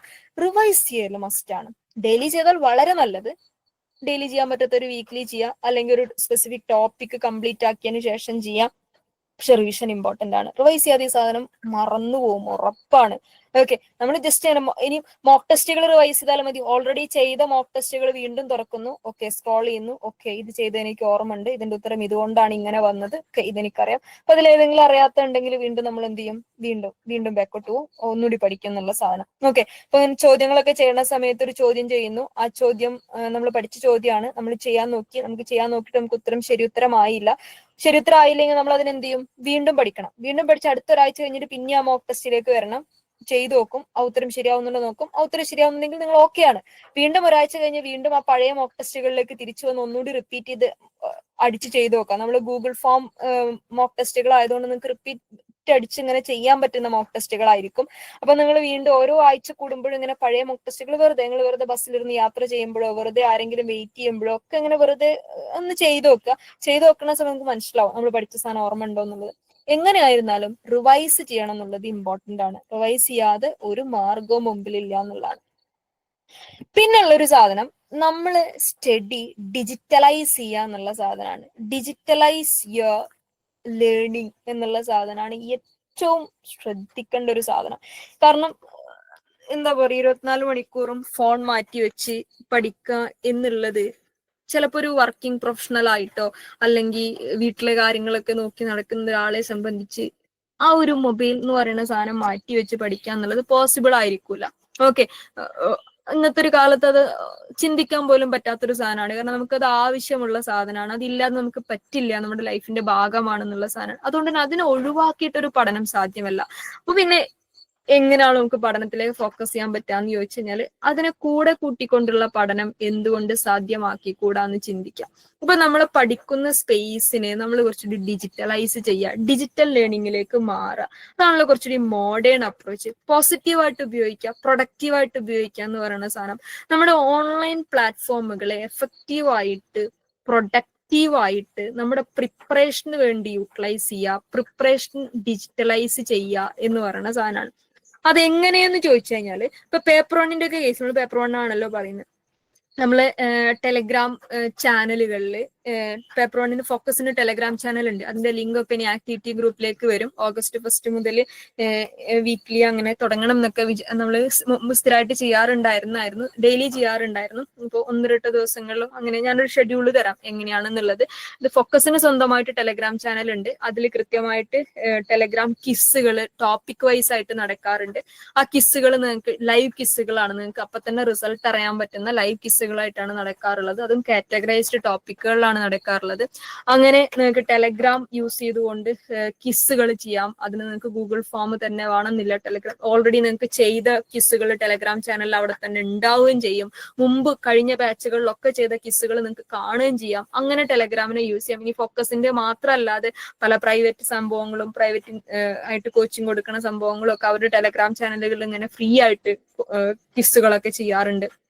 അങ്ങനെയുള്ള ചാനലുകളുടെ ഭാഗമായിട്ട് അങ്ങനെ കൂടുതൽ ടെലഗ്രാം കിസ്സുകൾ ചെയ്തുകൊണ്ട് മൊബൈൽ നിങ്ങൾക്ക് ഉപയോഗിക്കാം. ഇപ്പൊ ഇൻസ്റ്റഗ്രാമും വാട്സാപ്പിലേക്കൊക്കെ വരുന്ന സമയത്ത് എങ്ങനെയാണ് നമുക്ക് അതിനെ പഠനത്തിന്റെ ഭാഗമായിട്ട് ഉപയോഗിക്കാൻ പറ്റുക? നമ്മൾ ഏറ്റവും സ്ക്രോൾ ചെയ്ത് പോണ ഏരിയയാണ് ഇൻസ്റ്റഗ്രാം എന്ന് പറയുന്നത്. നമ്മുടെ ലൈഫിന്റെ ഭാഗമായിട്ടുള്ള സാധനമാണ്.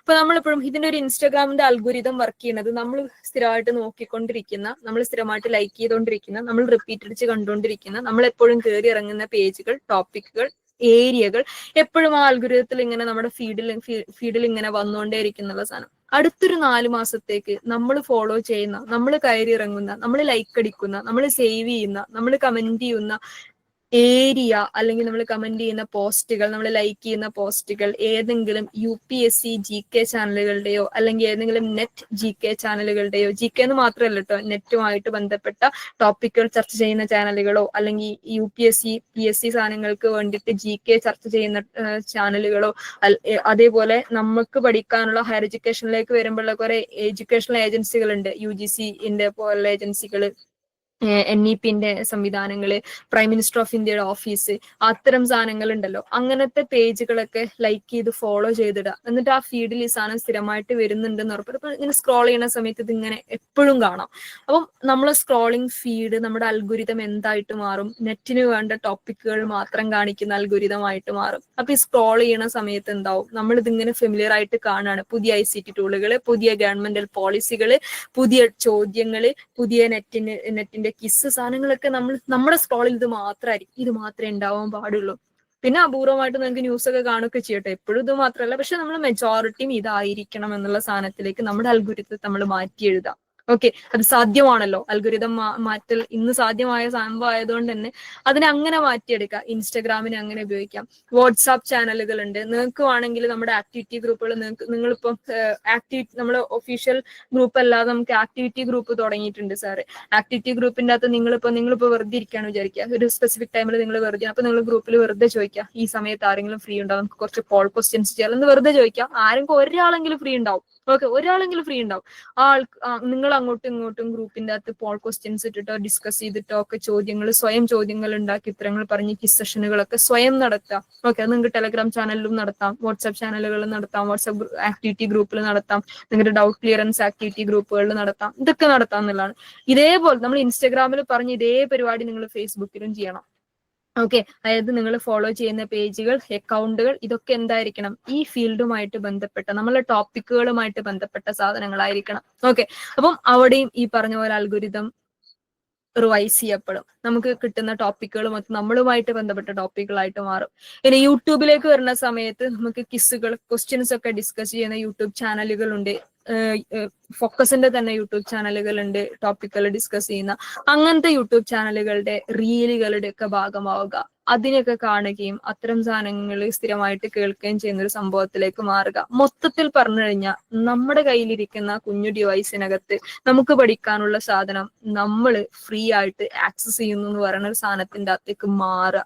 ഡിജിറ്റലൈസ് ചെയ്യുക പഠനം എന്നുള്ളതല്ലാതെ ഈ സാധനത്തിനെ വലിച്ചെറിഞ്ഞ് പഠിക്കൽ ഇവിടെ നടക്കൂല എന്നുള്ളതാണ്. ഈവൻ നമ്മുടെ എക്സാം പോലും ഡിജിറ്റലൈസ് ചെയ്ത് പോയൊരു കാലത്ത് ഈ സാധനത്തെ ഒഴിവാക്കി പഠനം നടക്കൂല, ഇതിന്റെ അകത്തേക്ക് പഠനമാക്കുക എന്നുള്ളതല്ലാതെ.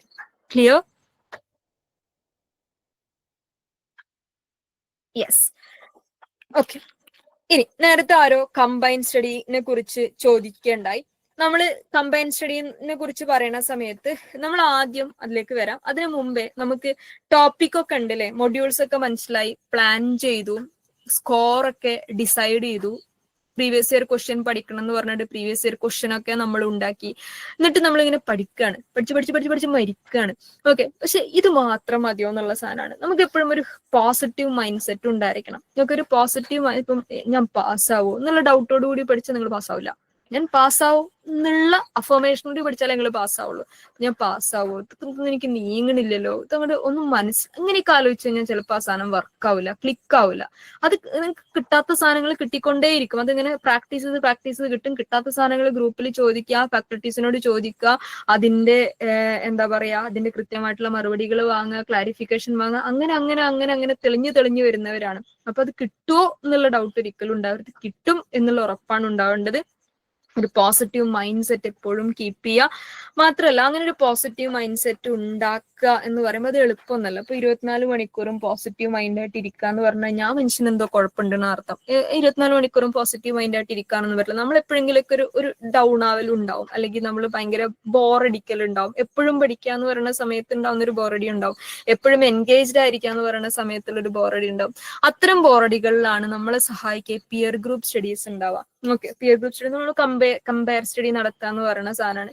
അങ്ങനത്തെ പിയർ ഗ്രൂപ്പ് സ്റ്റഡികളുടെ ഭാഗമാവുക. അത് നിങ്ങൾ തന്നെ നിങ്ങളുടെ ആക്ടിവിറ്റി ഗ്രൂപ്പിൽ ഇപ്പം നമുക്ക് ഒരു ലിങ്ക് ഇട്ട് ഡിസ്കസ് ചെയ്താലോ എന്ന് വെറുതെ മെസ്സേജ് അയക്കുക. ആരെങ്കിലുമൊക്കെ ആ സമയത്ത് ഫ്രീ ഉണ്ടാവും, ഓല ആ ഗ്രൂപ്പിൽ ചേർന്ന് വരും. എന്നിട്ട് അങ്ങോട്ടും ഇങ്ങോട്ടും നിങ്ങൾക്ക് അറിയുന്ന കാര്യങ്ങൾ അതിനായിട്ട് പ്രിപ്പയർ ചെയ്ത് കയറുമെന്നല്ല, നിങ്ങൾക്ക് ആ സമയത്ത് നെറ്റിന് പഠിക്കുന്ന ടോപ്പിക്കിനെ കുറിച്ച് പേപ്പർ 1 ആയിക്കോട്ടെ പേപ്പർ 2 ആയിക്കോട്ടെ കാര്യങ്ങൾ അങ്ങോട്ടും ഇങ്ങോട്ടും ഡിസ്കസ് ചെയ്യുക. നിങ്ങൾ തമ്മിലൊരു ടീമായിട്ട് മാറുക, നിങ്ങളിലൊരു ടീം ഉണ്ടാവുക, ഒന്നിച്ച് പഠിക്കുന്ന കുറച്ച് ടീമായിട്ട് നിങ്ങൾ തന്നെ സ്വയം മാറാം. അതിന്റെ ഒരു ഗുണം എന്ന് പറഞ്ഞു കഴിഞ്ഞാൽ നമ്മൾ കമ്പയർ സ്റ്റഡി നടത്തുമ്പോഴുള്ള നോളജ് സീക്കിങ് മാത്രമല്ല, അതിലപ്പുറത്തേക്ക് നമ്മളുടെ ആരെങ്കിലും ഒരാൾ ഡൗൺ ആണ് വിചാരിക്കുക, അല്ലെങ്കിൽ നമ്മൾ ബോറടിക്കുന്നു, അല്ലെങ്കിൽ നമുക്കത് ഒന്നും കത്തുന്നില്ല, നമ്മളൊരു ഒരു എന്താ പറയുക ആബ്സെന്റ് മൈൻഡഡ് ആയിട്ട് ഇരിക്കുകയാണെന്ന് വരുന്ന സമയത്ത് ഈ പിയർ ലേണിംഗ് ആക്ടിവിറ്റി അല്ലെങ്കിൽ പിയർ ഗ്രൂപ്പിലുള്ള ആരെങ്കിലും ഒരാൾ നമ്മളെ ഇനി പഠിക്കാന്ന് പറഞ്ഞിട്ട് നമ്മളെ അപ്ലിഫ്റ്റ് ചെയ്തിട്ട് കൂട്ടത്തിലേക്ക് കൂട്ടാൻ ഒരാളുണ്ടാവും. നമ്മൾ ഒറ്റയ്ക്ക് പഠിക്കുമ്പോൾ അങ്ങനെ ഒരാൾ ഉണ്ടാവില്ല, നമ്മൾ അവിടെ തന്നെ ഡൗൺ ആയി കിടന്നു.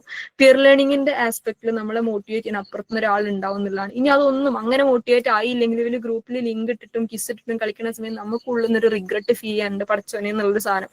നമ്മൾ ഓട്ടോമാറ്റിക്കലി എങ്ങോട്ട് വരും, ഓട്ടോമാറ്റിക്കലി നമ്മൾ ആ ഒരു ടീമിന്റെ അകത്തേക്ക്, ആ ഒരു ലിങ്കിന്റെ അകത്തേക്ക് ഓട്ടോമാറ്റിക്കലി കയറി പഠിക്കും. ഓലൊക്കെ പഠിക്കണ്ടല്ലോ, ഞാൻ പഠിക്കണില്ലല്ലോ എന്ന് പറഞ്ഞിട്ട് സാധനം വരാനുണ്ട്. അപ്പൊ നമ്മൾ പിന്നെയും പഠിച്ചു തുടങ്ങും. അപ്പൊ ഇതിനാണ് പിയർ ഗ്രൂപ്പ് സ്റ്റഡി കൊണ്ടുള്ളൊരു ഗുണം എന്ന് പറയുന്നത്. അതിന് നിങ്ങൾ തന്നെ, അതിനിപ്പം വേറൊരാൾ, എനിക്ക് അറിയുന്ന ഒരാൾ വേണം എന്നാൽ എനിക്ക് പിയർ ഗ്രൂപ്പ് ആവാൻ പറ്റൂ എന്നുള്ളതൊന്നുമില്ല. നിങ്ങൾ വെറുതെ ഗ്രൂപ്പിൽ ഞാനിപ്പോ ഫ്രീ ആണ്, നിങ്ങളിപ്പോ ഫ്രീ ആണോ, നമുക്ക് ലിങ്ക് ഇട്ടിരുന്നാലോ എന്ന് വെറുതെ അങ്ങ് ചോദിക്കുക. എന്നിട്ട് ഒന്നിച്ചിരുന്ന് പഠിക്കാനുള്ള ശ്രമങ്ങൾ നടത്തുക, ഒന്നിച്ചുള്ള കിസ് സെഷനുകൾ നടത്തുക എന്നുള്ളതാണ്. Anyway, stay motivated and relaxed എന്ന് പറയുന്ന സാധനം ആണ്. ഓക്കെ, ബി റിലാക്സ്ഡ് ആവണമെങ്കിൽ നമ്മൾ ഉണ്ടാക്കിയ പ്ലാനിനനുസരിച്ച് നമ്മൾ മുമ്പോട്ട് പോകണം. നമ്മൾ കൂട്ടി വെച്ചാൽ റിലാക്സ്ഡ് ആവില്ല, എല്ലാം കുറെ ഉണ്ടല്ലോ തോന്നും. അതാത് ദിവസം തീർക്കുമെന്ന് പറഞ്ഞത് അതാത് ദിവസം ഒരു കുറച്ച് സമയം വൈകി ഉറങ്ങിയിട്ടാണെങ്കിൽ പോലും ആ സാധനം തീർത്തിട്ട് കിടക്കുക. അപ്പൊ നമ്മൾ കുറച്ചുകൂടി റിലാക്സ്ഡ് ആവും. തീർത്തിട്ടുണ്ടല്ലോ, ഇനി റിവൈസ് ചെയ്താൽ മതിയല്ലോ എന്നാവും. അപ്പോഴും നമ്മൾ എന്താവും, ഒരു മോട്ടിവേഷൻ ഉള്ളെന്ന് വരാണ്ട് ഞാൻ അത്രയും തീർത്തിട്ടുണ്ടല്ലോ എന്നുള്ളൊരു സാധനം. ഓവർ തിങ്കിങ് ഒഴിവാക്കുക. അതായത് ഞാൻ പൊട്ടുവോ എന്നുള്ള പേടികൾ ഒഴിവാക്കുക. ഞാൻ പാസ്സാവൂലേ എന്നുള്ള സാധനങ്ങൾ, നിങ്ങൾ പാസ്സാവും, ഓക്കെ നിങ്ങൾ പാസ്സാവും. നമ്മൾ എഫേർട്ട് എടുത്ത ആളുകളൊക്കെ പാസ്സാവും എന്നുള്ളതാണ്. സ്ട്രെസ് ഒഴിവാക്കിയിട്ട് പിയർ ഗ്രൂപ്പ് ഭാഗമായിട്ട് കൃത്യമായി നമ്മൾ ഉണ്ടാക്കിയ പ്ലാനിന്റെ കൂടെ മുമ്പോട്ട് പോയിട്ട് പഠിച്ചാൽ പാസ്സാകാവുന്നതേ ഉള്ളൂ എന്ത് നെറ്റ് എന്ന് പറയുന്നത്. ഓക്കെ, ബാക്കി നമ്മൾ ഓരോ ടോപ്പിക്കുകൾ പറയുന്ന സമയത്തും അതെങ്ങനെ പഠിക്കണം എന്നുള്ള സാധനങ്ങൾ പറയും. ഓക്കെ, ഇന്ന് കഴിഞ്ഞ നിങ്ങൾ ചെയ്യേണ്ട ഒരൊറ്റ കാര്യമുള്ളൂ. നാളെ രാവിലെ നേരത്തെ എണീറ്റിട്ട് നിങ്ങൾക്ക് നാളെ 27 അല്ലേ, 27-ാം തീയതി മുതൽ അല്ലെങ്കിൽ 28-ാം തീയതി മുതൽ നിങ്ങൾക്ക് പഠിക്കാനുള്ള പ്ലാൻ ഡേറ്റ് ഇട്ടിട്ട്, സ്പെസിഫിക് ഡേറ്റ് ഇട്ടിട്ട് പ്ലാൻ ഉണ്ടാക്കുക. ആ ഏത് ടോപ്പിക് കവർ ചെയ്യും എന്നുള്ളത് കൃത്യമായി മാർക്ക് ചെയ്യുക. അതിന്റെ ഓരോ ദിവസവും ഏത് സമയത്ത് കൃത്യമായിട്ട് പറ്റുമെങ്കിൽ എല്ലാ ദിവസവും ഒരേ സമയം എടുക്കാൻ നോക്കുക. എനിക്ക് ഒരേ സമയം വേണമെന്നുള്ളത് എൻ്റെ ഒരു സമയമാണ്. അതുകൊണ്ടാണ് ഞാൻ അങ്ങനെ പറയുന്നത്. ചിലർക്ക് കുഞ്ഞു വാവകളുള്ളവർക്ക് എല്ലാ ദിവസവും ഒരേ സമയമൊന്നും പറ്റില്ല. കുഞ്ഞിനൊരു പനിയോ ജലദോഷമോ വന്നു കഴിഞ്ഞാൽ നമ്മളെ പ്ലാൻ മൊത്തം തെറ്റും. പക്ഷെ നമ്മൾ അപ്പോഴും ഒരു 5 മിനിറ്റെങ്കിലും കിട്ടുന്നുണ്ട് എന്ന് ഉറപ്പുവരുത്താൻ പറ്റുന്ന രീതിയിലേക്ക് ഒരു പ്ലാൻ ഉണ്ടാക്കിയിട്ട് കൊണ്ടുപോകുക. അങ്ങനത്തെ കുഞ്ഞു വാവകളോ പ്രാരാബ്ദങ്ങളോ ഒക്കെ ഉള്ളവര് ഈ പറഞ്ഞ പോലെ ഇന്ന് എനിക്ക് പഠിക്കാൻ പറ്റില്ലല്ലോ എന്നുള്ളൊരു സാധനം ഉണ്ടല്ലോ, ആ സാധനം ഇല്ലാതിരിക്കാൻ ഉള്ളൊരു മാർഗം എന്ന് പറഞ്ഞു കഴിഞ്ഞാൽ നമ്മള് ഈ വണ്ടിന്റെ ഒക്കെ ടയറ് കേട് വന്നാൽ നമ്മൾ സ്റ്റെപ്പിന് വെക്കുമല്ലോ, അതേപോലെ നിങ്ങൾ പറ്റുമെങ്കിൽ ഭയങ്കര പ്രാരാബ്ദങ്ങൾ അല്ലെങ്കിൽ ഭയങ്കര ഹെക്ടിക് ആയിട്ടുള്ള ആളുകൾ ഒരു ദിവസത്തെ ഗ്യാപ്പ് ഓഫ് ഇട്ടിട്ട് പ്ലാൻ ഉണ്ടാക്കാം. അപ്പൊ നമ്മൾ പെൻഡിങ് ഇട്ട സാധനം ആ ഓഫ് ഡേയിൽ നമുക്ക് എന്ത് ചെയ്യാൻ പറ്റണം, ഫില്ല് ചെയ്ത് പോകാൻ പറ്റണം. ആ രീതിയിൽ പ്ലാൻ ഉണ്ടാക്കാം.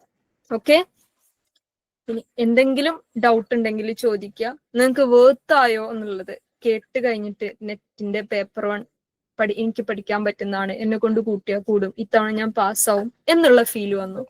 സ്ട്രൈക്കിംഗ് ആയിട്ട് പറയാനുള്ള ഒരു സാധനം എന്ന് പറഞ്ഞു കഴിഞ്ഞാൽ, ഇപ്പൊ ഇത് കേൾക്കണ സമയത്ത്, പ്രത്യേകിച്ച് കിടന്നുറങ്ങാൻ നിൽക്കണ സമയത്ത് കേൾക്കണ സമയത്ത് ഉള്ളൊരു പവർ വരലുണ്ട്, മോട്ടിവേഷൻ ഉണ്ട്. നാളെ രാവിലെ എണീക്കുമ്പം ആ സാധനം ഇല്ലാണ്ടായി പോകരുത് കേട്ടോ. ഇപ്പോഴുള്ള അതേ വൈബോട് കൂടി നാളെ രാവിലെ എണീക്കണം. നാളെ രാവിലെ എണീറ്റിട്ട് ഇനി മറ്റന്നാളാവട്ടെ വിചാരിക്കരുത്. നാളെ രാവിലെ എണീറ്റിട്ട് പ്ലാൻ ഉണ്ടാക്കുക. പ്ലാൻ ഉണ്ടാക്കിയിട്ട് പ്ലാനിന്റെ കൂടെ ഓടുക. Okay, thank you ma'am. അപ്പോൾ ഏകദേശം ഒരു 1.25 മണിക്കൂറോളായി മാം നമ്മോട് ഈ ഒരു പേപ്പർ 1 എന്നുള്ളത് വളരെ സിമ്പിളാണ്. നമ്മൾ അതിനെങ്ങനെ അപ്രോച്ച് ചെയ്യുന്നു അതിനനുസരിച്ച് നമുക്കത് നമ്മുടേതാക്കി മാറ്റാം എന്നാണ് പറഞ്ഞതിൻ്റെ ആകത്തുക. അതായിരുന്നാലും നേരത്തെ മാം കൃത്യമായി സൂചിപ്പിച്ച പോലെ നമ്മളിപ്പോൾ ഉള്ള ഈ ഒരു ആവേശം എക്സാം വരെ തുടർത്തുക എന്നുള്ളത് വളരെ പ്രധാനമാണ്. അപ്പോൾ ആ അർത്ഥത്തിൽ എല്ലാവരും 2 പേപ്പറും നന്നായിട്ട് ഫോളോ ചെയ്യണമെന്ന് പ്രത്യേകമായി ഓർമ്മപ്പെടുത്താണ്. ഏതായിരുന്നാലും ഇത്രയും സമയം നമുക്ക് കൃത്യമായി പേപ്പർ 1 അതിൻ്റെ ഓരോരോ കാര്യങ്ങളും എല്ലാവർക്കും ആസ്വാദകരമാവുന്ന രൂപത്തിൽ തന്നെ അവതരിപ്പിച്ചു തന്ന പ്രസീത മാമിന് പ്രത്യേകമായ കൃതജ്ഞത അറിയിക്കുകയാണ്. ഇനി വരും ദിവസങ്ങളിൽ നിങ്ങൾ ഓരോരോ മൊഡ്യൂളുകളും കൃത്യമായി പഠിക്കാൻ കൂടെ ഉണ്ടാവണം എന്നുകൂടെ ഓർമ്മപ്പെടുത്തിക്കൊണ്ട് തൽക്കാലം നമുക്ക് ഈ ഒരു സെഷൻ വൈൻഡപ്പ് ചെയ്യാം. എല്ലാവർക്കും വിജയാശംസകൾ. നാളെ പേപ്പർ 2 അറബിക്കിന്റെ ഇതേ രൂപത്തിൽ തന്നെ ഉള്ള ഒരു ഓറിയന്റേഷൻ സെഷൻ കൂടെ ഉണ്ടാവും. അതിനുശേഷമായിരിക്കും നമ്മൾ തൊട്ടടുത്ത ദിവസങ്ങളിൽ ഇൻഷാ അല്ലാഹ് സിലബസ് ഓറിയന്റഡ് ആയ ക്ലാസ്സിലേക്ക് പ്രവേശിക്കുക. ഓക്കെ, അതിൽ ഓൾറെഡി കഴിഞ്ഞ തവണ എക്സാം എഴുതിയ ആളുകളൊക്കെ ഉണ്ടാവും. എന്നാൽ തുടക്കക്കാരായ കുറച്ച് ആളുകൾ കൂടിയുണ്ട്. അപ്പൊ അവരെ കൂടി പരിഗണിച്ചിട്ടാണ് നമ്മൾ തുടക്കത്തിൽ ഇങ്ങനെ പോകുന്നത്. ഇത്തവണ തന്നെ നമ്മൾ എന്ത് ചെയ്യണം, നെറ്റ് JRF ക്രാക്ക് ചെയ്യണം. ഒറ്റ കാര്യം നമ്മൾ ചിന്തിച്ചാൽ മതി.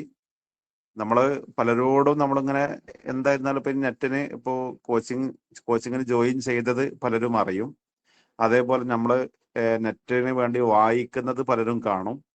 പിന്നെ പലരോടും നമ്മൾ എക്സ്ക്യൂസ് പറയാം, ഒരു പക്ഷേ എനിക്ക് എന്തുണ്ട് നെറ്റ് എക്സാം ഉണ്ട്, അപ്പൊ അതിന്റെ ഒരു വായന ഉണ്ട്, അല്ലെങ്കിൽ അതിന് കുറച്ച് പഠിക്കാനുണ്ട് എന്ന് പറഞ്ഞ് നമ്മൾ പല കാരണങ്ങൾ പറഞ്ഞിട്ടായിരിക്കും പലതിൽ നിന്നും വീട്ടിൽ നിന്നായിരുന്നാലും അതേപോലെ സുഹൃത്തുക്കൾക്കിടയിൽ നിന്ന് പിന്നെ പല നമ്മുടെ ഡ്യൂട്ടികൾക്കിടയിൽ നിന്ന് ഒക്കെ നമ്മളിങ്ങനെ പിന്നെ കുറച്ച് സമയം മാറ്റി വെക്കാൻ ശ്രമിക്കുക.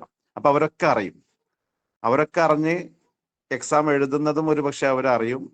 റിസൾട്ട് വന്നാൽ പലരുടെയും സ്റ്റാറ്റസ് കാണുമ്പോൾ സ്വാഭാവികമായിട്ടും ആ നെറ്റിന്റെ റിസൾട്ട് വന്നില്ല, അന്നാള് നെറ്റ് എഴുതിനല്ലോ, അല്ലെ നമ്മുടെ ഓഫീസിൽ അല്ലെങ്കിൽ നമ്മുടെ സ്കൂളിൽ നമ്മുടെ കൂടെ വർക്ക് ചെയ്യുന്ന ഇന്ന ആള്, അതല്ലെങ്കിൽ ഇനി വീട്ടിലാണെങ്കിൽ എത്ര കാലമായിപ്പോ അവൻ എഴുതുന്നു അല്ലെങ്കിൽ അവൾ എഴുതുന്നു എന്ന ഒരു ചിന്ത അവർക്കിടയിലൊക്കെ ഉണ്ടാവും.